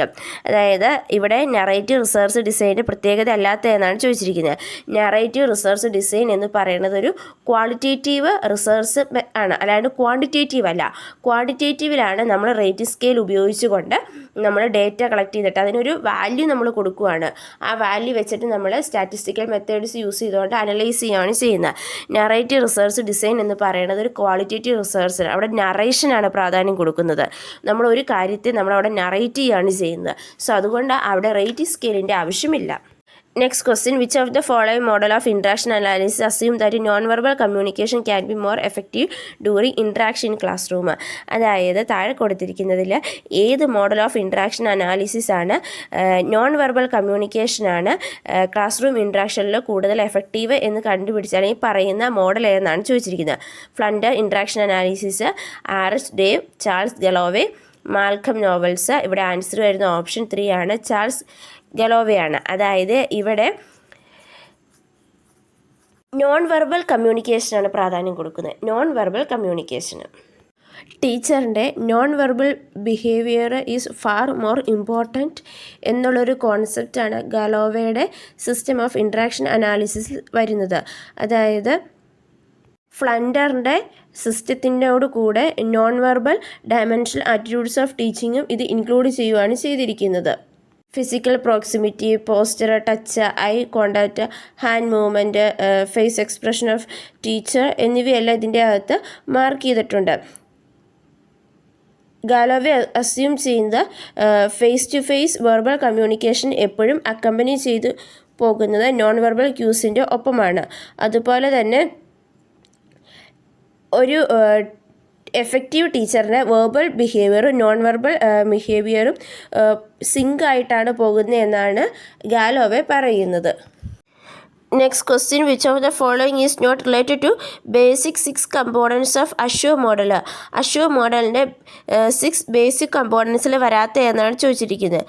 Require learner participation, analyse teacher, evaluate and revise, utilise technology, media and material. ഇവിടെ answer വരുന്ന option 2 ആണ്. Analyse teacher എന്നുള്ള option 2 ആണ് assure മോഡലിൻ്റെ കമ്പോണൻസിൽ വരാത്തത്. Assure model develop ചെയ്തത് ഹെൻസും മോളൻ്റെ റസൽ എന്നീ 3 പേര് ചേർന്ന് 1993 ഇവിടെ ടെക്നോളജിയും മൾട്ടിമീഡിയയും കൂടെ ഇൻ്റഗ്രേറ്റ് ചെയ്തുകൊണ്ട് ലേണിംഗ് ഔട്ട്കംസിനെ എൻഹാൻസ് ചെയ്യുകയാണ് ചെയ്തത്. ഇതൊരു കൺസ്ട്രക്റ്റിവിസ്റ്റ് പെർസ്പെക്റ്റീവാണ്. ഇതിന് 6 സ്റ്റെപ്പ് അല്ലെങ്കിൽ കോമ്പോണൻസ് ആണുള്ളത്. Analyse the learner, state objective, select instructional methods, utilise instructional materials, require learners participation, evaluate the learner. അപ്പോൾ ഇവിടെ ലേണറുമായിട്ട് റിലേറ്റ് ചെയ്തിട്ടാണ് പോകുന്നത്. ടീച്ചറിനെ അനലൈസ് ചെയ്യേണ്ട ആവശ്യം ഇതിൻ്റെ അകത്ത് വരുന്നില്ല. Next question, which of the following disabilities caused by fragile X syndrome? Fragile X syndrome വഴി ഉണ്ടാകുന്ന ഡിസബിലിറ്റി എന്നാണ് ചോദിച്ചിരിക്കുന്നത്. Learning disability, intellectual disability, visual impairment, locomotor disability. ഇവിടെ ആൻസർ വരുന്ന ഓപ്ഷൻ 2 ആണ്. ഇൻ്റലക്ച്വൽ ഡിസബിലിറ്റിയാണ്. ഫ്രജൈൽ എക്സ് സിൻഡ്രോം എന്ന് പറയുന്നത് മൈൽഡ് മോഡറേറ്റ് ആയിട്ടുള്ള ഒരു ഇൻ്റലക്ച്വൽ ഡിസബിലിറ്റിയാണ്, അല്ലെങ്കിൽ ഡെവലപ്മെൻറ്റ് ഡിസോർഡറോ അല്ലെങ്കിൽ ഓട്ടിസം ലൈക്കോ ഒക്കെയുള്ള ഒരു അസുഖമാണ് ഈ ഫ്രജൈൽ എക്സ് സിൻഡ്രോം എന്ന് പറയുന്നത്. ലോങ് ഫേസ്, ലോങ് ഇയേഴ്സ് എന്നതാണ് ഇതിൻ്റെ പ്രത്യേകത എന്ന് പറയുന്നത്. Next question, which one does not belong to inclusive approach? Inclusive അപ്രോച്ചിന് കീഴിൽ വരുന്ന കീഴിൽ വരുന്നത് അല്ലാത്ത എന്നാണ് ചോദിച്ചിരിക്കുന്നത്. Flexible, diagnostic, individualistic, holistic. ഇവിടെ ആൻസർ വരുന്ന ഓപ്ഷൻ 4 ആണ്. ഹോളിസ്റ്റിക് മൊത്തമായിട്ടുള്ളതാണ് വരാത്തത്. അതായത് ഫ്ലെക്സിബിളാണ്, ഓരോരുത്തർക്കനുസരിച്ച് മാറി മാറി വരുന്നുണ്ട്. ഡയഗ്നോസ്റ്റിക് ആണ്, അതായത് ഓരോരുത്തരുടെ പ്രോബ്ലം എന്താണെന്ന് കണ്ടുപിടിക്കുകയാണ് നമ്മളോട് ചെയ്യുന്നത്. ഇൻഡിവിജ്വലിസ്റ്റിക് പേഴ്സൺ സെൻറ്റേഡ് ആണ്. പക്ഷേ ഹോളിസ്റ്റിക് എല്ലാവർക്കും ഒരുപോലത്തെ ഒരു സെറ്റപ്പ് അല്ല നമ്മളിവിടെ കൊടുക്കുന്നത്. Next question, arrange the following steps in action research in proper sentence. Proper സെൻറ്റൻസിലെ ആക്ഷൻ റിസേർച്ചിൻ്റെ സ്റ്റെപ്പുകൾ എഴുതാനാണ് പറഞ്ഞിരിക്കുന്നത്. Formulation of action hypothesis, identification of the problem, collecting data, evaluation of the result of the action research, formulation of action ഡിസൈന്. ഇവിടെ answer വരുന്ന option 3 ആണ്. അതായത് ഐഡൻറ്റിഫിക്കേഷൻ ഓഫ് ദ പ്രോബ്ലം, അത് നമ്മൾ പ്രോബ്ലം ഐഡൻറ്റിഫൈ ചെയ്യുന്നു. അതിനുശേഷമാണ് നമ്മൾ അതിനൊരു ഹൈപ്പോത്തിസിസ് ഫോർമുലേറ്റ് ചെയ്യുന്നു. അതിനുശേഷം നമ്മൾ ഡേറ്റ കളക്ട് ചെയ്തതിന് ശേഷം നമ്മൾ ആക്ഷൻ ഡിസൈൻ ഫോർമുലേഷൻ നടത്തുന്നു. അതിനുശേഷം നമുക്ക് കിട്ടിയിരിക്കുന്ന റിസൾട്ടിനെ നമ്മൾ ഇവാലുവേറ്റ് ചെയ്യുകയാണ് ഇവിടെ ചെയ്യുന്നത്. Question, arrange the following steps in the correct sequence for conducting education research. Education research conduct ചെയ്യുന്നതിൻ്റെ കറക്റ്റ് സീക്വൻസിൽ അറേഞ്ച് ചെയ്യാനാണ് പറഞ്ഞിരിക്കുന്നത്. Review of related research and literature, data collection, formulation of hypothesis, data analysis and interpretation, identifying the research problem. ഇവിടെ answer വരുന്നത് option 1 ആണ്. അതായത് ആദ്യം നമ്മളൊരു research problem, ഒരു ഗ്യാപ്പൊക്കെ ഐഡൻറ്റിഫൈ ചെയ്തൊരു പ്രോബ്ലം നമ്മൾ ഐഡൻറ്റിഫൈ ചെയ്യണം. അതിനുശേഷം നമ്മൾ ഇതുമായിട്ട് റിലേറ്റ് ചെയ്തിട്ടുള്ള റിവ്യൂസ് എല്ലാം കളക്ട് ചെയ്യുകയും അത് വായിക്കുകയും ചെയ്യണം. അതിനുശേഷം വേണം നമ്മൾ ഹൈപ്പോത്തിസിസ് ഫോർമുലേറ്റ് ചെയ്യും. അതായത് ഈ റിവ്യൂസിനെയൊക്കെ ബേസ് ചെയ്തുകൊണ്ട് നമ്മൾ ഹൈപ്പോത്തിസിസ് ഫോർമുലേറ്റ് ചെയ്യണം. അതിനുശേഷം നമ്മൾ ഡേറ്റ കളക്ട് ചെയ്യണം. ഡേറ്റ കളക്ട് ചെയ്തതിന് ശേഷം അത് അനാലിസിസും നടത്തി ഇൻ്റർപ്രിട്ടേഷൻ നടത്തി കൺക്ലൂഷനിൽ ചേരുവാണ് ചെയ്യുന്നത്. ഇങ്ങനെയാണ് എഡ്യൂക്കേഷണൽ റിസർച്ചിൻ്റെ സ്റ്റെപ്പ് പോകുന്നത്. Next question, arrange the following stages of an experiment in A research study. അതായത് ഒരു റിസർച്ച് സ്റ്റഡിയിൽ എക്സ്പെരിമെൻറ്റിൻ്റെ ആ ഒരു സ്റ്റേജസ് അറേഞ്ച് ചെയ്യാനാണ് പറഞ്ഞിരിക്കുന്നത്. Selecting the relevant variable, designing the experiment, conduct the intervention, assigning the participants to the group, conduct the post test. ഇവിടെ answer വരുന്ന option 4 ആണ്. അതായത് ആദ്യം നമ്മൾ റിലവൻ്റ് ആയിട്ടുള്ള വേരിയബിൾ സെലക്ട് ചെയ്യുക എന്നുള്ളതാണ്. അതായത് ഒരു ടോപ്പിക്ക് കിട്ടിയ ടോപ്പിക്കിന് അല്ലെങ്കിൽ അതിൻ്റെ ആയിട്ടുള്ള വേരിയബിൾസ് ഒത്തിരി കാണും. അപ്പോൾ അതിൻ്റെ അന്ന് ഏറ്റവും അനുയോജ്യമായിട്ടുള്ള വേരിയബിൾസ് നമ്മൾ സെലക്ട് ചെയ്യുന്നു. അതിനുശേഷം പിന്നെ നമ്മൾ ആ ഒരു എക്സ്പെരിമെൻ്റ് ഒരു ഡിസൈൻ ഉണ്ടാക്കിയെടുക്കുകയാണ് ചെയ്യുന്നത്. അതിനുശേഷം നമ്മൾ കൺട്രോൾ ഗ്രൂപ്പും എക്സ്പെരിമെൻ്റൽ ഗ്രൂപ്പും അങ്ങനെയുള്ള ആ ഗ്രൂപ്പുകളെ അസൈൻ ചെയ്യുകയാണ് ചെയ്യുന്നത്. അതിനുള്ള പാർട്ടിസിപ്പൻസിനെയൊക്കെ അസൈൻ ചെയ്യുന്നു. അതിനുശേഷം നമ്മൾ ഇൻ്റർവെൻഷൻ കണ്ടക്ട് ചെയ്യുന്നു. അതിന് ലാസ്റ്റാണ് നമ്മൾ പോസ്റ്റ് ടെസ്റ്റ് കണ്ടക്ട് ചെയ്യുന്നത്. Next question, Flunder's interaction analysis category system FIA consists of 10 categories. Arrange the given descriptors or activity of each category increasing order. അതായത് നമ്മുടെ ഫിയാക്കിന് 10 കാറ്റഗറീസ് ആണ് ഉള്ളത്. അപ്പോൾ ആ 10 കാറ്റഗറീസിനെ അറേഞ്ച് ചെയ്യാനാണ് പറഞ്ഞിരിക്കുന്നത്. ആ 10 കാറ്റഗറീസ് നമ്മൾ കൃത്യമായിട്ട് വേണം പഠിച്ചിട്ട് പോകാനായിട്ട്. ഇവിടെ asking questions, lecture, accept or use of ideas of people talk, initiation, praise or encouragement എന്നിങ്ങനെയാണ് തന്നിരിക്കുന്നത്. ഇവിടെ ആൻസർ വരുന്ന ഓപ്ഷൻ 2 ആണ്. അതായത് ഇവിടെ വരുന്നതിൽ ആദ്യം പ്രൈസ് ഓർ എൻകറേജ്മെൻറ്റ് വരുന്നു. അതിനുശേഷം ഏതാണ് വരുന്നത്, accept or use of ideas of people വരുന്നു. അതിനുശേഷം ആസ്കിങ് ക്വസ്റ്റ്യൻസ്, പിന്നെ ലെക്ചർ, ലാസ്റ്റാണ് പീപ്പിൾ ടോക്ക്, ഇനീഷ്യേഷൻ വരുന്നത്. Next question, arrange the given stage of reflection to write good reflective journal.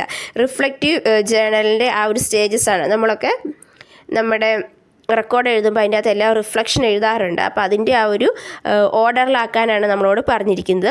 Feeling, description, action plan, evaluation, conclusion. ഇവിടെ answer എഴുതുന്നത് option 1 ആണ്. ആദ്യം നമ്മൾ ഡിസ്ക്രിപ്ഷൻ, അതെന്താണെന്ന് നമ്മൾ എഴുതുന്നു. അതിനുശേഷം ഫീലിങ്സ്, നമുക്ക് എന്ത് ഫീലിങ്സ് ആണ് ചെയ്തപ്പോൾ വന്നതെന്ന് എഴുതുന്നു. അതിനുശേഷം നമ്മൾ അതിനെ ഇവാലുവേറ്റ് ചെയ്യുകയാണ് ചെയ്യുന്നത്. പിന്നെ അതിനുശേഷം നമ്മൾ കൺക്ലൂഷൻ, ലാസ്റ്റാണ് നമ്മുടെ ആക്ഷൻ പ്ലാൻ, ഫ്യൂച്ചർ പ്ലാൻ വരുന്നത്. സോ ഇതാണ് ഇതിൻ്റെ ഓർഡർ എന്ന് പറയുന്നത്. ഇതൊക്കെ നമ്മൾ സിമ്പിളാണെന്ന് പറഞ്ഞ് വിട്ട് കളയുന്നതാണ്. പക്ഷേ ഇതൊക്കെ പരീക്ഷയ്ക്ക് ചോദിക്കും. അപ്പോൾ അതുകൊണ്ട് ഇങ്ങനെയുള്ള കാര്യങ്ങൾ നമ്മൾ പ്രാധാന്യം കൊടുത്ത് വേണം പഠിക്കാനായിട്ട്. Next, arrange the following steps of saute analysis. എന്താ സോട്ട് അനാലിസിസ് എന്ന് പറഞ്ഞു കഴിഞ്ഞാൽ, അതായത് എന്തിൻ്റെങ്കിലും സ്ട്രെങ്ത്ത്, വീക്ക്നെസ്, ഓപ്പർച്യൂണിറ്റീസ് ഒക്കെ നമ്മൾ കണ്ടെത്തുന്നതിനാണ് നമ്മൾ സോട്ട് അനാലിസിസ് എന്ന് പറയുന്നത്. സോ അതിൻ്റെ സ്റ്റെപ്സുകൾ അറേഞ്ച് ചെയ്യാനാണ് പറഞ്ഞിരിക്കുന്നത്. Develop strategic actions, prioritise key factors, analyse external factors, implement and monitor changes, brainstorm and list factors. ഇവിടെ ആൻസർ വരുന്നത് ഓപ്ഷൻ 3 ആണ്. ആദ്യം വരുന്നത് brainstorm and list factors. നമ്മൾ അതുമായിട്ടുള്ള കാര്യങ്ങളെല്ലാം ലിസ്റ്റ് ഔട്ട് ചെയ്യുന്നു. അതിനുശേഷം നമ്മൾ കീ ഫാക്ടേഴ്സിനെ പ്രയോറിറ്റൈസ് ചെയ്യുന്നു. അതിനുശേഷം നമ്മൾ എക്സ്റ്റേണൽ ഫാക്ടേഴ്സ് അനാലിസിസ് ചെയ്യുന്നു. അതിനുശേഷം ആവശ്യമായിട്ടുള്ള സ്ട്രാറ്റജിക് ആക്ഷൻസ് ഡെവലപ്പ് ചെയ്യുകയും അതിനുശേഷം നമ്മളത് ഇംപ്ലിമെൻറ്റ് ചെയ്യുന്നു. അതിനുശേഷം അതിൻ്റെ ചേഞ്ചസ് നമ്മളിവിടെ മോണിറ്റർ ചെയ്യുകയാണ് ചെയ്യുന്നത്. Next question, arrange the following goals of individualised education plan in correct sequence. താഴെ കൊടുത്തിരിക്കുന്നത് ഇൻഡിവിജ്വലൈസ്ഡ് എഡ്യൂക്കേഷൻ പ്ലാൻ IEPയുടെ ഗോൾസ് ആണ്. അതിനെ നമ്മൾ കറക്റ്റ് സീക്വൻസിൽ അറേഞ്ച് ചെയ്യാനാണ് പറഞ്ഞിരിക്കുന്നത്. Specific, attainable, time bound, result oriented, measurable. ഇവിടെ ആൻസർ വരുന്നത് ഓപ്ഷൻ 2 ആണ്. സ്പെസിഫിക്, അത് നമ്മൾ ഓരോരുത്തരുടെ പ്രത്യേകത അനുസരിച്ച് നമ്മൾ സ്പെസിഫിക് ആയിട്ടുള്ളത് അവിടെ അറേഞ്ച് ചെയ്യണം. അതിനുശേഷം നമ്മളത് മെഷർ ചെയ്യുന്നു. പിന്നെ അറ്റൈനബിൾ ആണ്. അതിനുശേഷം വരുന്ന റിസൾട്ട് ഓറിയൻറ്റഡ്, പിന്നെ time bound. Next question, choose the correct statement. താഴെ കൊടുത്തിരിക്കുന്ന കറക്റ്റ് സ്റ്റേറ്റ്മെൻറ്റ് ചൂസ് ചെയ്യാനാണ് പറഞ്ഞിരിക്കുന്നത്. Formal system of schooling based on philosophies of idealism and realism. The school's formal social system has hierarchy of position along which people are assigned different roles. Realism does not recommend the defined curriculum. Informal and non-formal education have their roots in progressive philosophy of education. Idealism believes that knowledge can be obtained without the help of teacher. അതായത് ഇവിടെ പറഞ്ഞിരിക്കുന്ന formal school system എന്ന് പറയുന്നത് idealism റിയലിസത്തിൻ്റെ belief അനുസരിച്ച് കൊണ്ടാണ്. Formal school സിസ്റ്റത്തിന് ഒരു hierarchy of position ഉണ്ട്. അവിടെ ഓരോരുത്തർക്കും ഓരോ റോൾസ് അസൈൻ ചെയ്യുന്നുണ്ടെന്നാണ് പറഞ്ഞിരിക്കുന്നത്. റിയലിസം ഒരിക്കലും ഒരു ഡെഫിനറ്റ് ആയിട്ടുള്ള കരിക്കുലം റെക്കമെൻഡ് ചെയ്യുന്നില്ല. ഇൻഫോർമൽ ആൻഡ് നോൺ ഫോർമൽ എഡ്യൂക്കേഷൻസിന് പ്രോഗ്രസീവ് ഫിലോസഫി ആയിട്ട് എഡ്യൂക്കേഷൻ്റെ റൂട്ടുകളുണ്ട്. ഐഡിയലിസം ബിലീവ് ചെയ്യുന്നത് ഒരു കുട്ടിക്ക് നോളജ് കിട്ടണമെങ്കിൽ ടീച്ചറിൻ്റെ ആവശ്യം ഇല്ല എന്നുള്ളതാണ്. സോ ഇവിടെ ആൻസർ വരുന്നത് ഓപ്ഷൻ 2 ആണ്. അതായത് formal school system is based on the philosophy of idealism and realism. അതായത് ഐഡിയലിസത്തിൻ്റെ റിയലിസത്തിൻ്റെയും ആ ഒരു ഐഡിയോളജിയായിട്ട് ഫോർമൽ സ്കൂൾ സിസ്റ്റത്തിന് ബന്ധമുണ്ട്. കാരണം നമ്മൾ ഫോർമൽ സ്കൂൾ സിസ്റ്റത്തിന് വാല്യൂസിനും ഇമോഷൻസിനും വളരെയധികം പ്രാധാന്യം കൊടുക്കുന്നുണ്ട്. സോ അതുകൊണ്ട് തന്നെ ഐഡിയലിസത്തിന് റിയാലിറ്റിക്ക് നമ്മൾ പ്രാധാന്യം കൊടുക്കുന്നതുകൊണ്ട് ഈ രണ്ട് ഫിലോസഫിയും ഭയങ്കരമായിട്ട് ഇതിനെ ഇൻഫ്ലുവൻസ് ചെയ്യുന്നുണ്ട് മറ്റുള്ള ഫിലോസഫീനേക്കാൾ കൂടുതലായിട്ട്. ഇനി രണ്ടാമത് പറയുന്നതെന്ന് പറഞ്ഞു കഴിഞ്ഞാൽ ബി ആണ്. അതായത് ഒരു ഹൈറാർക്കി ഓഫ് പൊസിഷൻസ് ഉണ്ട്. അതായത് നമ്മൾ സ്കൂളിൽ ചെല്ലുമ്പോൾ അവിടെ ഒരു ഹൈറാർക്കി ഓഫ് പൊസിഷൻ ഉണ്ട്. അവിടെ പ്യൂണുണ്ട്, ക്ലർക്കുണ്ട്, ആ ഓഫീസ് സ്റ്റാഫിൽ തന്നെ അതിൻ്റെ ഹെഡും അക്കൗണ്ടൻറ്റും അങ്ങനെ പറഞ്ഞ പൊസിഷൻസ് ഉണ്ട്. ടീച്ചേഴ്സിലുണ്ട്, HOD ഉണ്ട്, ടീച്ചേഴ്സുണ്ട്, അസിസ്റ്റൻറ്റ് പ്രൊഫസറുണ്ട്, അസോസിയേറ്റ് പ്രൊഫസറുണ്ട്, പ്രിൻസിപ്പളുണ്ട്, അസിസ്റ്റൻറ്റ് പ്രിൻസിപ്പളുണ്ട്, വൈസ് പ്രിൻസിപ്പളുണ്ട്. അങ്ങനെ ഓരോരോ റോൾസ് നമുക്ക് സ്കൂൾ സിസ്റ്റത്തിൽ കാണാനായിട്ട് സാധിക്കുന്നുണ്ട്. സോ അതുകൊണ്ട് തന്നെ അവിടെ ഒരു ഫോമൽ സിസ്റ്റത്തിൽ ഒരു ഹൈറാർക്കി ഓഫ് പൊസിഷൻ ഉണ്ട്. ഇനി ഡി എന്ന് പറയുന്നത് informal and non formal education how the Roots in the progressive philosophy of education. Informal and non formal എന്ന് പറഞ്ഞാൽ ആ ഒരു സ്ട്രക്ചറിൽ നിന്ന് വിട്ടിട്ടുള്ളതാണ്. സോ അതുകൊണ്ട് തന്നെ അതിന് പ്രോഗ്രസീവ് എഡ്യൂക്കേഷൻ്റെ ഐഡിയോളജിയായിട്ട് വളരെയധികം ബന്ധം പുലർത്തുന്നുണ്ട്. Next question, what are the main objectives of in service education for teachers? In service എഡ്യൂക്കേഷൻ്റെ മെയിൻ ഒബ്ജക്റ്റീവ്സ് ഏതാണ് ചോദിച്ചിരിക്കുന്നത്. Provide financial incentive to the teachers, to help teachers to know their problems and to solve by pooling their resource and wisdom, to broaden the mental outlook of teachers, to increase the professional efficiency of the teacher, to provide the facility away from the place of duties. അതായത് in service education objectives. In service എന്ന് പറഞ്ഞാൽ എന്താണ്, നമ്മൾ ഒരു teacher ഒരു teaching പ്രൊഫഷനിലോട്ട് കയറി കഴിയുമ്പോൾ അതിൻ്റെ ഇടയിൽ കൊടുക്കുന്ന ആ ഒരു സർവീസിനാണ് നമ്മൾ ഇൻ സർവീസ് എന്ന് പറയണത്. അതായത് ടീച്ചറിന് ഓൾറെഡി ടീച്ചറായിട്ട് വർക്ക് ചെയ്യുന്നു, ആ ഒരു സിസ്റ്റത്തിൻ്റെ ഇടയിൽ കൊടുക്കുന്നതാണ്. അപ്പോൾ അതുകൊണ്ട് തന്നെ ഇവിടെ ആൻസർ വരുന്നത് ഓപ്ഷൻ 3 ആണ്. അതായത് ഇൻ സർവീസിൻ്റെ ഓരോ ഒബ്ജക്റ്റീവ് എന്ന് പറഞ്ഞു കഴിഞ്ഞാൽ ടീച്ചേഴ്സിന് അവരുടെ പ്രോബ്ലംസ് എന്താണെന്ന് മനസ്സിലാക്കാനും അതുപോലെ തന്നെ സോൾവ് ചെയ്യാനായിട്ട് അവരെ ഹെൽപ്പ് ചെയ്യുക എന്നുള്ളതാണ്. അതുപോലെ തന്നെ ടീച്ചേഴ്സിൻ്റെ മെൻറ്റൽ ഔട്ട്ലുക്ക് ബ്രോഡൻ ചെയ്യുക.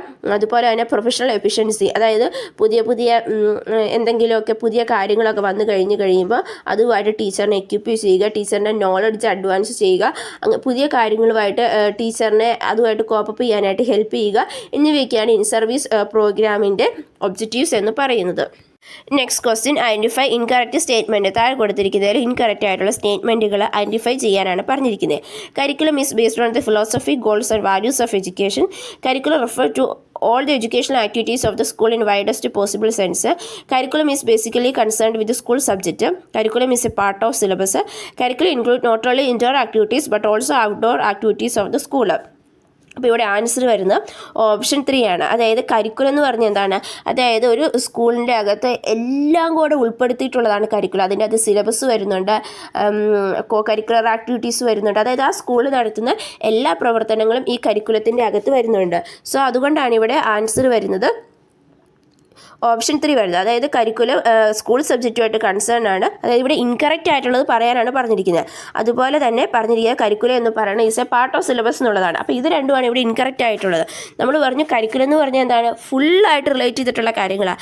സോ അതുകൊണ്ട് തന്നെ കരിക്കുലത്തിൻ്റെ അകത്ത് ഫിലോസഫിയും ഗോൾസും വാല്യൂസും ഒക്കെ വരുന്നുണ്ട്. അതുപോലെ തന്നെ എല്ലാ സ്കൂൾ ആക്ടിവിറ്റീസും അതിൻ്റെ അകത്ത് കയറി വരുന്നുണ്ട്. അതുപോലെ തന്നെ ഇൻഡോർ ആക്ടിവിറ്റീസും ഔട്ട്ഡോർ ആക്ടിവിറ്റീസും എല്ലാം കരിക്കുലത്തിൻ്റെ ആ ഒരു സ്ട്രക്ചറിൽ വരുന്നുണ്ട്. സോ അതുകൊണ്ട് ഇവിടെ ആൻസർ വരുന്ന ഓപ്ഷൻ 3 ആണ്. സിയും ഡിയും ആണ് തെറ്റായിട്ടുള്ളത്. Next question, what are the requirements of effective curriculum transaction? ഒരു കരിക്കുലം ത്തിൻ്റെ എഫക്റ്റീവ് ട്രാൻസാക്ഷന് വേണ്ട റിക്വയർമെൻറ്റ്സ് എന്നാണ് ചോദിച്ചിരിക്കുന്നത്. Review of work in prior material organisation as available in the school, time management, knowing, observing and understanding children at all time, individual responsibility. ഇവിടെ answer വരുന്ന option 2 ആണ്. അതായത് നമ്മൾ ഓൾറെഡി ആ വർക്കിനെ പറ്റി റിവ്യൂ ചെയ്യുന്നു, അതിനുശേഷം ടൈം മാനേജ്മെൻറ്റ് ഉണ്ടായിരിക്കണം, ഇൻഡിവിജ്വൽ റെസ്പോൺസിബിലിറ്റി ആണ്. സോ ഇത് മൂന്നുമാണ് കരിക്കുലം ട്രാൻസാക്ഷൻ്റെ എഫക്റ്റീവ് ആയിട്ടുള്ള കാര്യങ്ങൾ എന്ന് പറയുന്നത്. Next question, which of the following are the essential characteristics of good research hypothesis? ഒരു നല്ല റിസർച്ച് ഹൈപ്പോത്തീസിസിൻ്റെ ക്യാരക്ടറിസ്റ്റിക്സ് എന്തൊക്കെയാണെന്നാണ് ചോദിച്ചിരിക്കുന്നത്. റിസർച്ച് ഹൈപ്പോത്തീസിസ് എന്ന് പറഞ്ഞാൽ എന്താണ്, the tentative solution of a problem ആണ്. There is a relationship between, there exist a relationship between, അല്ലെങ്കിൽ അതായത് ഗേൾസിനാണ് കൂടുതൽ മാർക്ക് കൂടുതൽ ബോയ്സിനേക്കാൾ, അങ്ങനെ പറഞ്ഞ് നമ്മൾ സ്റ്റേറ്റ് ചെയ്യുന്നതാണ് ഹൈപ്പോത്തീസിസ് എന്ന് പറഞ്ഞത്. It should be clear and precise, testable ആണ്, based on ethical consideration, ചില terms without specific indicator relationship between variables. അപ്പം നമ്മൾ ഗുഡ് റിസർച്ച് ഹൈപ്പോത്തിസിസ്, ഈ റിസർച്ച് ഹൈപ്പോത്തിസിനെ വെച്ചുകൊണ്ടാണ് നമ്മുടെ സ്റ്റാറ്റിസ്റ്റിക്കൽ അനാലിസിസ് പോകുന്നത്. അതുകൊണ്ട് തന്നെ അത് ക്ലിയർ ആയിരിക്കണം, പ്രിസൈസ് ആയിരിക്കണം, ടെസ്റ്റ് ചെയ്യാൻ പറ്റുന്നതായിരിക്കണം. അത് സ്പെസിഫിക് ആയിട്ട് തന്നെയാണ് പറയുന്നത്. അതായത് നമ്മുടെ ഓരോ വേരിയബിളിൽ ഓരോന്നും നമ്മൾ സെലക്ട് ചെയ്ത് തന്നെയാണ് പറയുന്നത്. ഇതും തമ്മിലുള്ള ബന്ധം വിത്ത് റെസ്പെക്ട് ടു ജെൻഡർ, അതുപോലെ തന്നെ ഏജ്, അങ്ങനെ നമ്മൾ കറക്റ്റ് സ്പെസിഫൈ ചെയ്ത് തന്നെയാണ് ഹൈപ്പോത്തിസിസിൽ പറയുന്നത്. അതുപോലെ തന്നെ അത് വേരിയബിൾസ് തമ്മിലുള്ള റിലേഷൻഷിപ്പാണ്. There is a significant relationship between എന്നാണ് നമ്മൾ പറയുന്നത്. സോ അതുകൊണ്ട് എയും ബിയും ഇയും ആണ് കറക്റ്റായിട്ടുള്ള answer. Next question, which of the following is true about portfolio. പോർട്ട്ഫോളിയോനെ സംബന്ധിച്ചിടത്തോളം ശരിയായിട്ടുള്ള എന്നാണ് ചോദിച്ചിരിക്കുന്നത്. Portfolio contain an index or map. Portfolio contain a collection of selected illustrative material drawn from practice and providing evidence of it. Portfolio generally contains reasonably low validity and very high reliability. Portfolio contains commentary discussing the evidence. So ഇവിടെ answer വരുന്നത് option 4 ആണ്, ABD. Portfolio എന്ന് പറഞ്ഞാൽ എന്താണ്? നമ്മളൊരു വർക്കൊക്കെ ചെയ്ത് കഴിഞ്ഞ് കഴിഞ്ഞിട്ട് അതിൻ്റെ ആ ഒരു ജിസ്റ്റ് നമ്മളവിടെ ഒന്ന് പ്രസൻറ്റ് ചെയ്യുകയാണ് ചെയ്യുന്നത്. മൊത്തം കണ്ടൻറ്റുകളല്ലാണ്ട് അതിൻ്റെ അത് നോക്കിക്കഴിഞ്ഞാൽ നമ്മൾ നമ്മുടെ വർക്ക് എന്താണെന്ന് മനസ്സിലാക്കുകയാണ് ചെയ്യുന്നത്. സോ അതുകൊണ്ട് തന്നെ അതിൻ്റെ അകത്തൊരു ഇൻഡെക്സ് ഉണ്ടായിരിക്കും. നമ്മളൊരു ഇൻഡെക്സ് വെക്കാറുണ്ട് എന്തൊക്കെയാണ് നമ്മുടെ പോർട്ട്ഫോളിയോയിൽ ഉൾപ്പെടുത്തിയിട്ടുള്ളതെന്ന്. അതുപോലെ തന്നെ അതിൻ്റെ അകത്ത് സെലക്റ്റഡ് ഇല്ലസ്ട്രേറ്റീവ് മെറ്റീരിയൽ, അതായത് നമ്മൾ എന്താണോ നമുക്ക് കിട്ടിയത് അത് നമ്മളവിടെ എവിഡൻസ് സഹിതം വെക്കുകയാണ്. മൊത്തം കാര്യങ്ങൾ വെക്കുന്നില്ല, കറക്റ്റായിട്ടുള്ള കാര്യങ്ങൾ മാത്രം വിത്ത് എവിഡൻസ് കൂടിയാണ് നമ്മളവിടെ വെക്കുന്നത്. അതുപോലെ തന്നെ നമ്മുടെ എവിഡൻസിനെ കമൻറ്റ് ചെയ്യുന്നൊരു ഡിസ്കഷനും അതിൻ്റെ അകത്ത് ഉണ്ട്. Next question, according to NEP 2020 which of the following recommendations are true. അതായത് NEP 2020 അനുസരിച്ച് ഏതൊക്കെ റെക്കമെൻഡേഷനുകളാണ് ട്രൂ എന്നാണ് ചോദിച്ചിരിക്കുന്നത്. There will be one umbrella institution, the national higher education regulatory council. There will be one independent vertical for accreditation called the national accreditation council NAC. The regulatory regime shall not encourage private philanthropic effort in education. Within 50 years, all higher education institutions in India will aim to become independent self-governing institution. Private higher education institution will be empowered to set fees for their programs. ഇവിടെ answer വരുന്നത് option 3 ആണ്. അതായത് there will be one independent vertical accreditation called national accreditation council. അതായത് NAC എന്ന് പറഞ്ഞ ഒറ്റ ഇൻസ്റ്റിറ്റ്യൂഷനാണ് നമ്മുടെ അക്രഡിറ്റേഷൻ്റെ കാര്യങ്ങളെല്ലാം നോക്കുന്നത്. അത് ശരിയായിട്ടുള്ളതാണ്. പിന്നെ പറഞ്ഞിരിക്കുന്നത് അടുത്തൊരു 15 വർഷത്തിനുള്ളിൽ നമ്മുടെ എഡ്യൂക്കേഷണൽ ഇൻസ്റ്റിറ്റ്യൂഷനെല്ലാം ഒരു ഇൻഡിപെൻഡൻ്റ് ആയിട്ടുള്ള ഒരു സെൽഫ് ഗവേണിംഗ് ഇൻസ്റ്റിറ്റ്യൂഷൻസ് ആക്കിയെടുക്കുക എന്നുള്ളതാണ് നമ്മുടെ ലക്ഷ്യം എന്ന് പറയുന്നത്. അതുപോലെ തന്നെ പിന്നെ വരുന്നൊരു കാര്യം, പ്രൈവറ്റ് ഹയർ എഡ്യൂക്കേഷൻ ഇൻസ്റ്റിറ്റ്യൂഷൻസിന് അവർക്ക് ഫീസ് സെറ്റ് ചെയ്യാനും അതായത് അവരുടെ പ്രോഗ്രാംസിനുള്ള ഫീസ് സെറ്റ് ചെയ്യാനുള്ള ഒരു അവകാശം കൊടുക്കും. സോ ഇതൊക്കെയാണ് NEP ആയിട്ട് റിലേറ്റ് ചെയ്തിട്ട് ഇവിടെ കൊടുത്തിരിക്കുന്നതിൽ ട്രൂ ആയിട്ടുള്ള കാര്യങ്ങൾ. NEP 2020 നമ്മൾ കൃത്യമായിട്ട് പഠിച്ചിട്ട് വേണം പോകാൻ. അതിൻ്റെ വർഷം, അതിൻ്റെ ചെയർമാൻ ആര്, അതൊക്കെ കഴിഞ്ഞു. ഇനി നമ്മൾ അതിൻ്റെ ഉള്ളിലോട്ടുള്ള കാര്യങ്ങളിലോട്ട് കുറച്ചും കൂടെ ഡീപ്പായിട്ട് വേണം പോകാനായിട്ട്. അപ്പം നമ്മൾ ആ ക്വസ്റ്റ്യൻസൊക്കെ വരില്ല എന്ന് നമുക്ക് തറപ്പിച്ച് പറയാൻ പറ്റില്ല. മേ ബി വരാം, പക്ഷെ കുറച്ചും കൂടെ നമ്മൾ ഇൻഡെപ്ത് ആയിട്ട് ഇനി പഠിക്കണം. ആ ഒരു ടൈം വെച്ചാൽ കാരണം നമ്മുടെ എക്സാം കുറച്ചും കൂടെ കോംപ്ലിക്കേറ്റഡ് ആയി വരുവാണ്. സോ അതുകൊണ്ട് നിങ്ങൾ കുറച്ചും കൂടെ ഡീറ്റെയിൽഡ് ആയിട്ട് NEP ഒക്കെ പഠിച്ചിട്ട് വേണം പോകാനായിട്ട്. Next question, which of the following are correct principles of the UN convention on the right of the people with disabilities.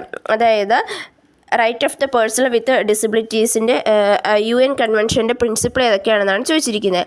Non discrimination, accessibility, partial participation, equality of opportunity, segregated approach. ഇവിടെ answer വരുന്നത് option 2 ആണ്. അതായത് non discrimination, അതായത് യാതൊരുവിധ രീതിയിലുള്ള ഡിസ്ക്രിമിനേഷനും പാടില്ല. Accessibility, എല്ലാവർക്കും accessible ആക്കി കൊടുക്കുക. അതുപോലെ തന്നെ എല്ലാവർക്കും ഈക്വൽ ആയിട്ടുള്ള ഓപ്പർച്യൂണിറ്റി കൊടുക്കുക എന്നുള്ളതാണ്. പാർഷ്യൽ പാർട്ടിസിപ്പേഷൻ അല്ല, ഫുൾ പാർട്ടിസിപ്പേഷനാണ് അവർ ഉറപ്പുവരുത്തുന്നത്. അതുപോലെ തന്നെ ഇൻ്റഗ്രേറ്റഡ് അപ്രോച്ചുമാണ് അവർ ഉറപ്പുവരുത്തുന്നത്. Next question, which of the following statements are incorrect regarding the benefits of inclusion. അതായത് ഇൻക്ലൂഷൻ്റെ ബെനിഫിറ്റ്സിലെ ഇൻകറക്റ്റ് ആയിട്ടുള്ളതെന്നാണ് ചോദിച്ചിരിക്കുന്നത്. Social competence and communication skill of children with diverse abilities are deteriorated in inclusive setting. Children with disabilities demonstrate high levels of social interaction with non disabled peers in inclusive setting. Friendship more commonly develop between children with disabilities and those without disabilities in inclusive setting. Children with disabilities demonstrate high level of social interaction with disabled peers in inclusive setting. Social acceptance of children with diverse abilities is described in inclusive setting. ഇവിടെ incorrect ആയിട്ടുള്ളത് എന്താണ്? Inclusion എന്ന് പറഞ്ഞാൽ എല്ലാവരെയും ഉൾക്കൊള്ളുക, എല്ലാവർക്കും അവർക്ക് ഏറ്റവും അനുയോജ്യമായിട്ടുള്ള രീതിയിലുള്ള വിദ്യാഭ്യാസം ഉറപ്പുവരുത്തുക എന്നുള്ളതാണ് ഇൻക്ലൂഷൻ. ഇവിടെ തെറ്റായിട്ടുള്ളതാണ് ചോദിച്ചിരിക്കുന്നത്. Social competence and communication skills of children with diverse abilities are deteriorated in inclusive setting എന്ന്. അതായത് കുട്ടികളുടെ കമ്മ്യൂണിക്കേഷൻ സ്കില്ലും സോഷ്യൽ കോമ്പീറ്റൻസും താഴ്ന്നു പോകുന്നു എന്നാണ് പറഞ്ഞിരിക്കുന്നത്. ഒരിക്കലും അല്ല, അത് കൂടി വരുവാണ് ചെയ്യുന്നത്. അതുപോലെ തന്നെ social acceptance of children with diverse abilities is decreased inclusive setting. അതായത് ഡൈവേഴ്സ് എബിലിറ്റീസ് ഉള്ള കുട്ടികളുടെ ഒരു അക്സെപ്റ്റൻസ് ഡിക്രീസ് ചെയ്യുകയാണെന്നാണ്. ഒരിക്കലും അല്ല, സോഷ്യൽ അക്സെപ്റ്റൻസ് കൂടി വരുവാണ് ചെയ്യുന്നത്. അതായത് ആ കുട്ടികളെ കുറച്ചും കൂടെ അക്സെപ്റ്റ് ചെയ്യാനും അവരെ ടേക്ക് കെയർ ചെയ്യുകയാണ് ഇൻക്ലൂസീവ് എഡ്യൂക്കേഷൻ ഹെൽപ്പ് ചെയ്യുന്നത്. അതായത് സാധാ കുട്ടികളെ അവരോട് കുറച്ചും കൂടെ ആയിട്ട് മിങ്കിൾ ചെയ്യാനും അവരെ ടേക്ക് കെയർ ചെയ്യാനൊക്കെ ആയിട്ട് ഇവരെ കോമ്പീറ്റ് ചെയ്യുകയാണ് ചെയ്യുന്നത്. സോ അതുകൊണ്ട് തന്നെ ഇവിടെ ഇൻകറക്റ്റ് ആയിട്ടുള്ളത് എയും ഇയും ആണ്. Next question, match the following ആണ്. Match list 1 with list 2. List 1 statements. This education ought to be for them a kind of insurance against unemployment. You cannot teach a child any more than you can grow a plant. The plant develops its own nature. Every child is inquirer and investigator, analyzer, a merciless anatomist. The education consists in knowing the use of any useful material that has been collected to know its real nature and to build along with life a real shelter for life. Tagore, Aurobindo, Gandhi, Vivekananda എന്നിവയാണ് തന്നിരിക്കുന്നത്. ഇവിടെ answer വരുന്ന option 2 ആണ്. This education ought to be for them a kind of insurance against unemployment. അൺഎംപ്ലോയ്മെൻറ്റിനെ പറ്റി, അതായത് craft എഡ്യൂക്കേഷനൊക്കെ തുടങ്ങി തന്നെ റൂറൽ ഏരിയാസിൻ്റെ ആൾക്കാർക്കൊരു എംപ്ലോയ്മെൻറ്റ് ആവട്ടെ, അതിൻ്റെ ഒരു ഡെവലപ്മെൻറ്റ് ആവട്ടെ എന്നായിരുന്നു. സോ അതുകൊണ്ട് തന്നെ അത് ഗാന്ധിയായിട്ട് റിലേറ്റ് ചെയ്താണ്. You cannot teach a child any more than you can grow a plant, the plant develops its own nature എന്ന് പറഞ്ഞത് സ്വാമി വിവേകാനന്ദ ആണ്. Every child is an enquirer and investigator analyser a merciless anatomist എന്ന് പറഞ്ഞ അരബിന്ദോയാണ്. True education consists in knowing the use of any useful material that has been collected to its real nature and to build along with a life a real shelter for life എന്ന് പറഞ്ഞത് ടാഗോർ ആണ്. Next question, അത് match the following ആണ്. List 1 commissions and committees ആണ്. National commission on teachers, Yashpal committee report, justice Verma committee report, national knowledge commission. List 2 2007, 1999, 2012, 2009 എന്നിവയാണ് തന്നിരിക്കുന്നത്. ഇവിടെ answer വരുന്ന ഓപ്ഷൻ 4 ആണ്. അതായത് national commission on teachers 1999, Yashpal committee report 2009, justice Verma committee 2012, national knowledge commission 2007. National commission on teachers 1999 teacher എഡ്യൂക്കേഷനെ upgrade ചെയ്യുന്നതിനുള്ളതാണ് focus ചെയ്തിരിക്കുന്നത്. 4-5 year integrated training courses ആണ് ഇത് എംഫസൈസ് ചെയ്തത്. ഈ പ്രാക്ടീസ് ടീച്ചിങ്ങിനെ മാറ്റി ഇൻറ്റേൺഷിപ്പ് ആക്കി. അതുപോലെ തന്നെ ഈ എലമെൻ്ററി സ്കൂൾ ടീച്ചേഴ്സിൻ്റെ ലാംഗ്വേജ് സ്കിൽസ് ഇമ്പ്രൂവ് ചെയ്തു. ടീച്ചർ എഡ്യൂക്കേഷൻ ട്രെയിനിങ് ഇൻസ്റ്റിറ്റ്യൂഷനെയൊക്കെ സ്ട്രെങ്തൻ ചെയ്തു എന്നതാണ് ഇതിൻ്റെ ഫീച്ചേഴ്സ് എന്ന് പറയുന്നത്. 2009 വന്ന Yashpal committee report existing higher എഡ്യൂക്കേഷനെ പറ്റിയൊരു കോംപ്രഹെൻസീവ് അനാലിസിസ് പ്രൊവൈഡ് ചെയ്യുകയാണ് ചെയ്തത്. അതായത് കീ ചലഞ്ചസ് ഒക്കെ ഐഡൻറ്റിഫൈ ചെയ്തു. അതായത് ഔട്ട്ഡേറ്റഡ് കരിക്കുലമാണ്, ഫ്രാഗ്മെൻറ്റഡ് ഗവേണൻസ് ആണ്, അതുപോലെ തന്നെ യൂണിവേഴ്സിറ്റിക്ക് സഫീഷ്യൻ്റ് ആയിട്ടുള്ള ഓട്ടോണമി ഇല്ല, അതുപോലെ തന്നെ റിസർച്ചിന് ഇന്നോവേഷൻസിനൊന്നും നമ്മൾ ആവശ്യത്തിന് എംഫസൈസ് കൊടുക്കുന്നില്ല എന്നിങ്ങനെയുള്ള കാര്യങ്ങളെല്ലാം ഈ ഒരു കമ്മിറ്റി ഐഡൻറ്റിഫൈ ചെയ്യുകയാണ് ചെയ്തത്. അതുകൊണ്ട് തന്നെ റിസർച്ചിൻ്റെയും അതുപോലെ തന്നെ ഇൻ്റർ ഡിസിപ്ലിനറി സ്റ്റഡീസിനെയൊക്കെ പ്രൊമോട്ട് ചെയ്യുന്നതിനായിട്ട് ഈ ഒരു കമ്മിറ്റി മുമ്പോട്ട് വെച്ചു. 2012 വന്ന ജസ്റ്റിസ് വർമ്മ കമ്മിറ്റി എന്ന് പറയുന്നത് ഈ സെക്ഷൽ ഒഫൻസസിനുള്ള സ്റ്റിഫർ പെനാൽറ്റീസും അതുപോലെ തന്നെ ഫാസ്റ്റ് ട്രയൽസൊക്കെ എൻഷുർ ചെയ്തുകൊണ്ട് വന്നത് ഒരു കമ്മിറ്റിയാണ്. നാഷണൽ നോളജ് കമ്മീഷൻ എസ്റ്റാബ്ലിഷ് ചെയ്ത് 2005 അതിന് റിപ്പോർട്ട്സ് റിലീസ് ചെയ്ത് 2007 ഇന്ത്യനെ ഒരു നോളജ് ബേസ്ഡ് സൊസൈറ്റി ആക്കി ട്രാൻസ്ഫോം ചെയ്യുക എന്നുള്ളതാണ് ഇതിൻ്റെ ലക്ഷ്യം എന്ന് പറയുന്നത്. ഇത് ചെയർ ചെയ്ത് സാം പിട്രോഡി ആയിരുന്നു. 300ഓളം റെക്കമെൻഡേഷൻസ് ആണ് ഇത് കൊടുത്തത്. എഡ്യൂക്കേഷൻ ഇൻസ്റ്റിറ്റ്യൂഷനെ സ്ട്രെങ്തൻ ചെയ്യുക, അതിൻ്റെ ആക്സസ് ഇമ്പ്രൂവ് ചെയ്യുക, അതുപോലെ തന്നെ സയൻസ് ആൻഡ് ടെക്നോളജിയിൽ ഇന്നോവേഷൻസ് പ്രൊമോട്ട് ചെയ്യുക എന്നുള്ളവയെല്ലാമായിരുന്നു ഇതിൻ്റെ ലക്ഷ്യം എന്ന് പറയുന്നത്. Next question, match the following ആണ്. Match list 1 with list 2. List 1 repression, rationalisation, reaction formation, projection എന്നിവയാണ്. List 2 assigning logical or socially desirable motives to what we do so that we seem to have acted rationally, excluding from conscious awareness impulse or memories that are too frightening or painful, assigning our own undesirable qualities to other in exaggerated amounts, concealing a motive from ourselves by giving strong expression to the opposite motive. ഇവിടെ answer വരുന്നത് option 4 ആണ്. Repression എന്ന് പറഞ്ഞാൽ എന്താണ്? നമ്മൾ നമ്മുടെ conscious അവെയർനെസ്സിൽ നിന്ന് exclude ചെയ്യുകയാണ് നമ്മുടെ പെയിൻഫുൾ ആയിട്ടുള്ള ഫ്രൈറ്റനിങ് ആയിട്ടുള്ള മെമ്മറീസ് എന്ന് പറയുന്നത്. റാഷണലൈസ് എന്ന് പറഞ്ഞു കഴിഞ്ഞാൽ നമ്മൾ സോഷ്യലി ഡിസൈറബിൾ ആയിട്ടുള്ള മോട്ടീവ്സിലോട്ട് പോവുകയാണ്. അത് നമുക്ക് റാഷണലി ആയിട്ട് ആക്ട് ചെയ്യാനായിട്ട്. റിയാക്ഷൻ ഫോർമേഷൻ എന്ന് പറഞ്ഞു കഴിഞ്ഞാൽ നമ്മൾ ഓപ്പോസിറ്റ് മോട്ടീവിനെതിരായിട്ട് സ്ട്രോങ് എക്സ്പ്രഷനൊക്കെ കൊടുത്തുകൊണ്ട് അതിനെ ഒപ്പോസ് ചെയ്യുകയാണ് ഇവിടെ ചെയ്യുന്നത്. പ്രൊജക്ഷൻ എന്ന് പറഞ്ഞു കഴിഞ്ഞാൽ എന്താണ്? നമ്മൾ നമ്മുടെ അൺഡിസൈറബിൾ ആയിട്ടുള്ള ക്വാളിറ്റീസ് അതിൽ മറ്റുള്ളവരിലോട്ട് എക്സാജറേറ്റ് ചെയ്തിട്ട് പോവുകയാണ് ചെയ്യുന്നത്. ഡിഫൻസ് മെക്കാനിസം നമ്മൾ നിർബന്ധമായിട്ടും പഠിച്ചിട്ട് പോകണം. അതിൻ്റെ അന്നൊരു ക്വസ്റ്റ്യൻ ഉറപ്പായിട്ടും ചോദിക്കുന്നതാണ്. അതുകൊണ്ട് ഡിഫൻസ് മെക്കാനിസം ഓരോന്നും എന്താണെന്ന് കൃത്യമായിട്ട് വേണം പഠിച്ചിട്ട് പരീക്ഷയ്ക്ക് പോകാനായിട്ട്. നെക്സ്റ്റ് മാച്ച് ദ ഫോളോയിങ് ആണ്. Match list 1 with list 2. List 1 affective domain ലെവലിലെ കോമ്പോണൻസ് ആണ്. അതായത് organisation, responding, receiving, valuing. List 2 ഡിസ്ക്രിപ്ഷനാണ്. Willingness to pay attention, showing a preference for a value, adopting a constant value system, participating actively. ഇവിടെ answer വരുന്ന option 3 ആണ്. അത് organising എന്ന് പറഞ്ഞു കഴിഞ്ഞാൽ നമ്മളൊരു കോൺസ്റ്റൻറ്റ് വാല്യൂ സിസ്റ്റം അഡോപ്റ്റ് ചെയ്യുവാണ്. റെസ്പോണ്ടിങ് എന്ന് പറഞ്ഞാൽ ആ ഒരു വാല്യൂ സിസ്റ്റത്തിന് നമ്മൾ ആക്റ്റീവായിട്ട് ആ ഒരു ഇത് ഫോളോ ചെയ്യുകയാണ് ചെയ്യുന്നത്. റിസീവിംഗ് എന്ന് പറഞ്ഞു കഴിഞ്ഞാൽ നമ്മൾ അറ്റൻഷൻ കൊടുക്കുകയാണ്. നമുക്ക് ആ വില്ലിങ്നെസ് ആണ്. ഇനി വാല്യൂയിങ് എന്ന് പറഞ്ഞു കഴിഞ്ഞാൽ നമ്മൾ ആ വാല്യൂവിന് ഒരു പ്രിഫറൻസ് കൊടുക്കുകയാണ്. നമ്മുടെ ആ ഒരു രീതിയിലോട്ട് നമ്മൾ ആ വാല്യൂസ് ഇൻക്ലൂഡ് ചെയ്യുകയാണ് ചെയ്യുന്നത്. Last question match the following ആണ്. Match list 1 with list 2. List 1 ആക്ടുകളാണ് national trust act, PW act, RC act, RTP act. List 2 years 1999, 2009, 92, 95. Answer വരുന്ന ഓപ്ഷൻ 2 ആണ്. അതായത് national trust act 1999, PWD act 95, RC act 92, RT act 2009. National trust for welfare of person with autism, cerebral palsy, mental retardation and multiple disability act 99 എന്നാണ് ഇതിൻ്റെ പേര്. ഇത് ഈ 4 specific abilities ഉള്ള ആൾക്കാരെ സപ്പോർട്ട് ചെയ്യുക, എംപവർ ചെയ്യുക, അവരുടെ റൈറ്റ്സ് പ്രൊട്ടക്റ്റ് ചെയ്യുക എന്നുള്ളതായിരുന്നു ഇതിൻ്റെ ലക്ഷ്യം എന്ന് പറയുന്നത്. മിനിസ്ട്രി ഓഫ് സോഷ്യൽ ജസ്റ്റിസിൻ്റെ കീഴിലാണ് ഇത് വരുന്നത്. PW ആക്ട് അതായത് person with disability, equal opportunities, protection of right and full participation act 95 pass ചെയ്തത്. ഡിസബിൾഡ് പേഴ്സൺസിൻ്റെ ഈക്വൽ ഓപ്പർച്യൂണിറ്റീസും മാൻഡേറ്റ് ചെയ്യുക എന്നുള്ളതാണ്. അതുപോലെ തന്നെ ഗവൺമെൻറ് ജോബ്സിനും എഡ്യൂക്കേഷനിലും ഒക്കെ ഇവർക്ക് റിസർവേഷൻസും കൊടുക്കുക എന്നുള്ളതും ഇതിൻ്റെ കീഴിൽ വരുന്നതാണ്. Rehabilitation council of India act, RC act 1992 വന്നത്. ഇത് റീഹാബിലേഷൻ പ്രൊഫഷണൽസിൻ്റെ ട്രെയിനിങ് റെഗുലേറ്റ് ചെയ്യുക, അതുപോലെ തന്നെ സിലബസുകൾ സ്റ്റാൻഡേർഡൈസ് ചെയ്യുക, ഒരു സെൻട്രൽ റീഹാബിലേഷൻ രജിസ്റ്റർ മെയിൻറ്റെയിൻ ചെയ്യുക എന്നുള്ളതായിരുന്നു ഇതിൻ്റെ ലക്ഷ്യം എന്ന് പറയുന്നത്. The right of children to free and compulsory education act, right to education act, RT എന്ന് പറയുന്നത് 2009 പാർലമെൻറ്റ് ഓഫ് ഇന്ത്യ ഇനാക്ട് ചെയ്തത്.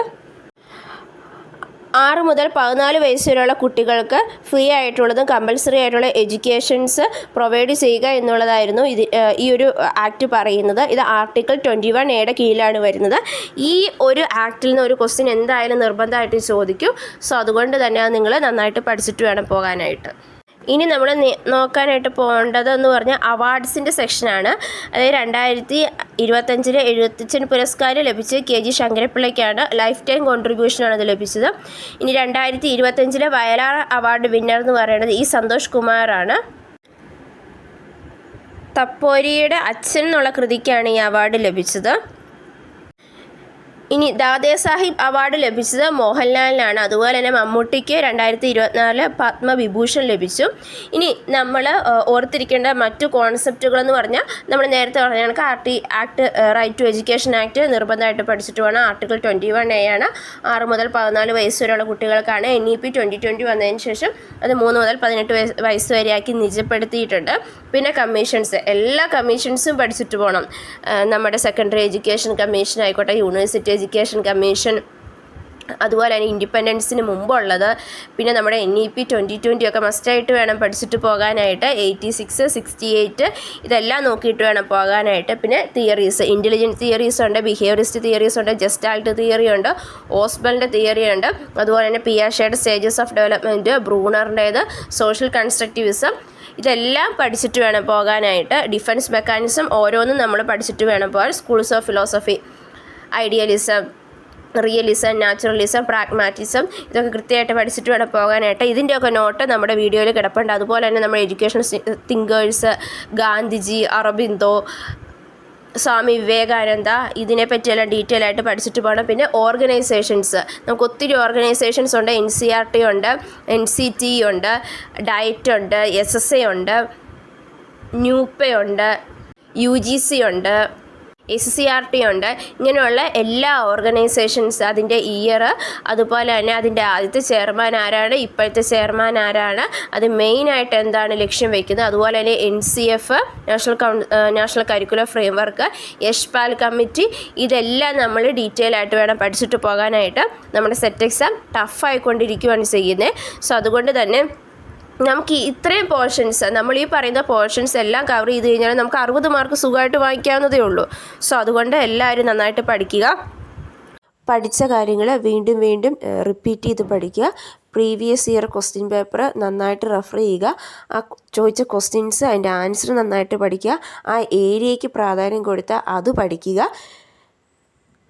പഠിച്ച കാര്യങ്ങൾ നിങ്ങൾ വീണ്ടും വീണ്ടും റിപ്പീറ്റ് ചെയ്യണം. ഈ വീഡിയോ നിങ്ങൾക്ക് ഇഷ്ടപ്പെട്ട് കഴിഞ്ഞാൽ ലൈക്ക് ചെയ്യാനും ഷെയർ ചെയ്യാനും സബ്സ്ക്രൈബ് ചെയ്യാനും നിങ്ങൾ മറക്കരുത്. നമ്മുടെ വീഡിയോയിൽ ഉൾപ്പെടുത്താത്ത കുറേ ക്വസ്റ്റ്യൻസ് ഡിസ്ക്രിപ്ഷനിൽ MCQs ആയിട്ട് നമ്മൾ കൊടുത്തിട്ടുണ്ട്. നിങ്ങളതൊന്ന് ജസ്റ്റ് അറ്റൻഡ് ചെയ്ത് പോകണം. അത് അറ്റൻഡ് ചെയ്ത് കഴിഞ്ഞ് കഴിയുമ്പോൾ നിങ്ങൾക്കൊരു റിവിഷൻ കണക്ക് നിങ്ങൾക്കും അത് ഫീൽ ചെയ്യും. നിങ്ങൾക്കത് ഭയങ്കര യൂസ്ഫുള്ളായിരിക്കും. നന്നായിട്ട് പഠിക്കുക, ഒട്ടും സ്ട്രെസ്ഡ് ആകാണ്ടിരിക്കുക. പഠിച്ച കാര്യങ്ങൾ വീണ്ടും വീണ്ടും റിപ്പീറ്റ് ചെയ്യുക. All the best. Thank you.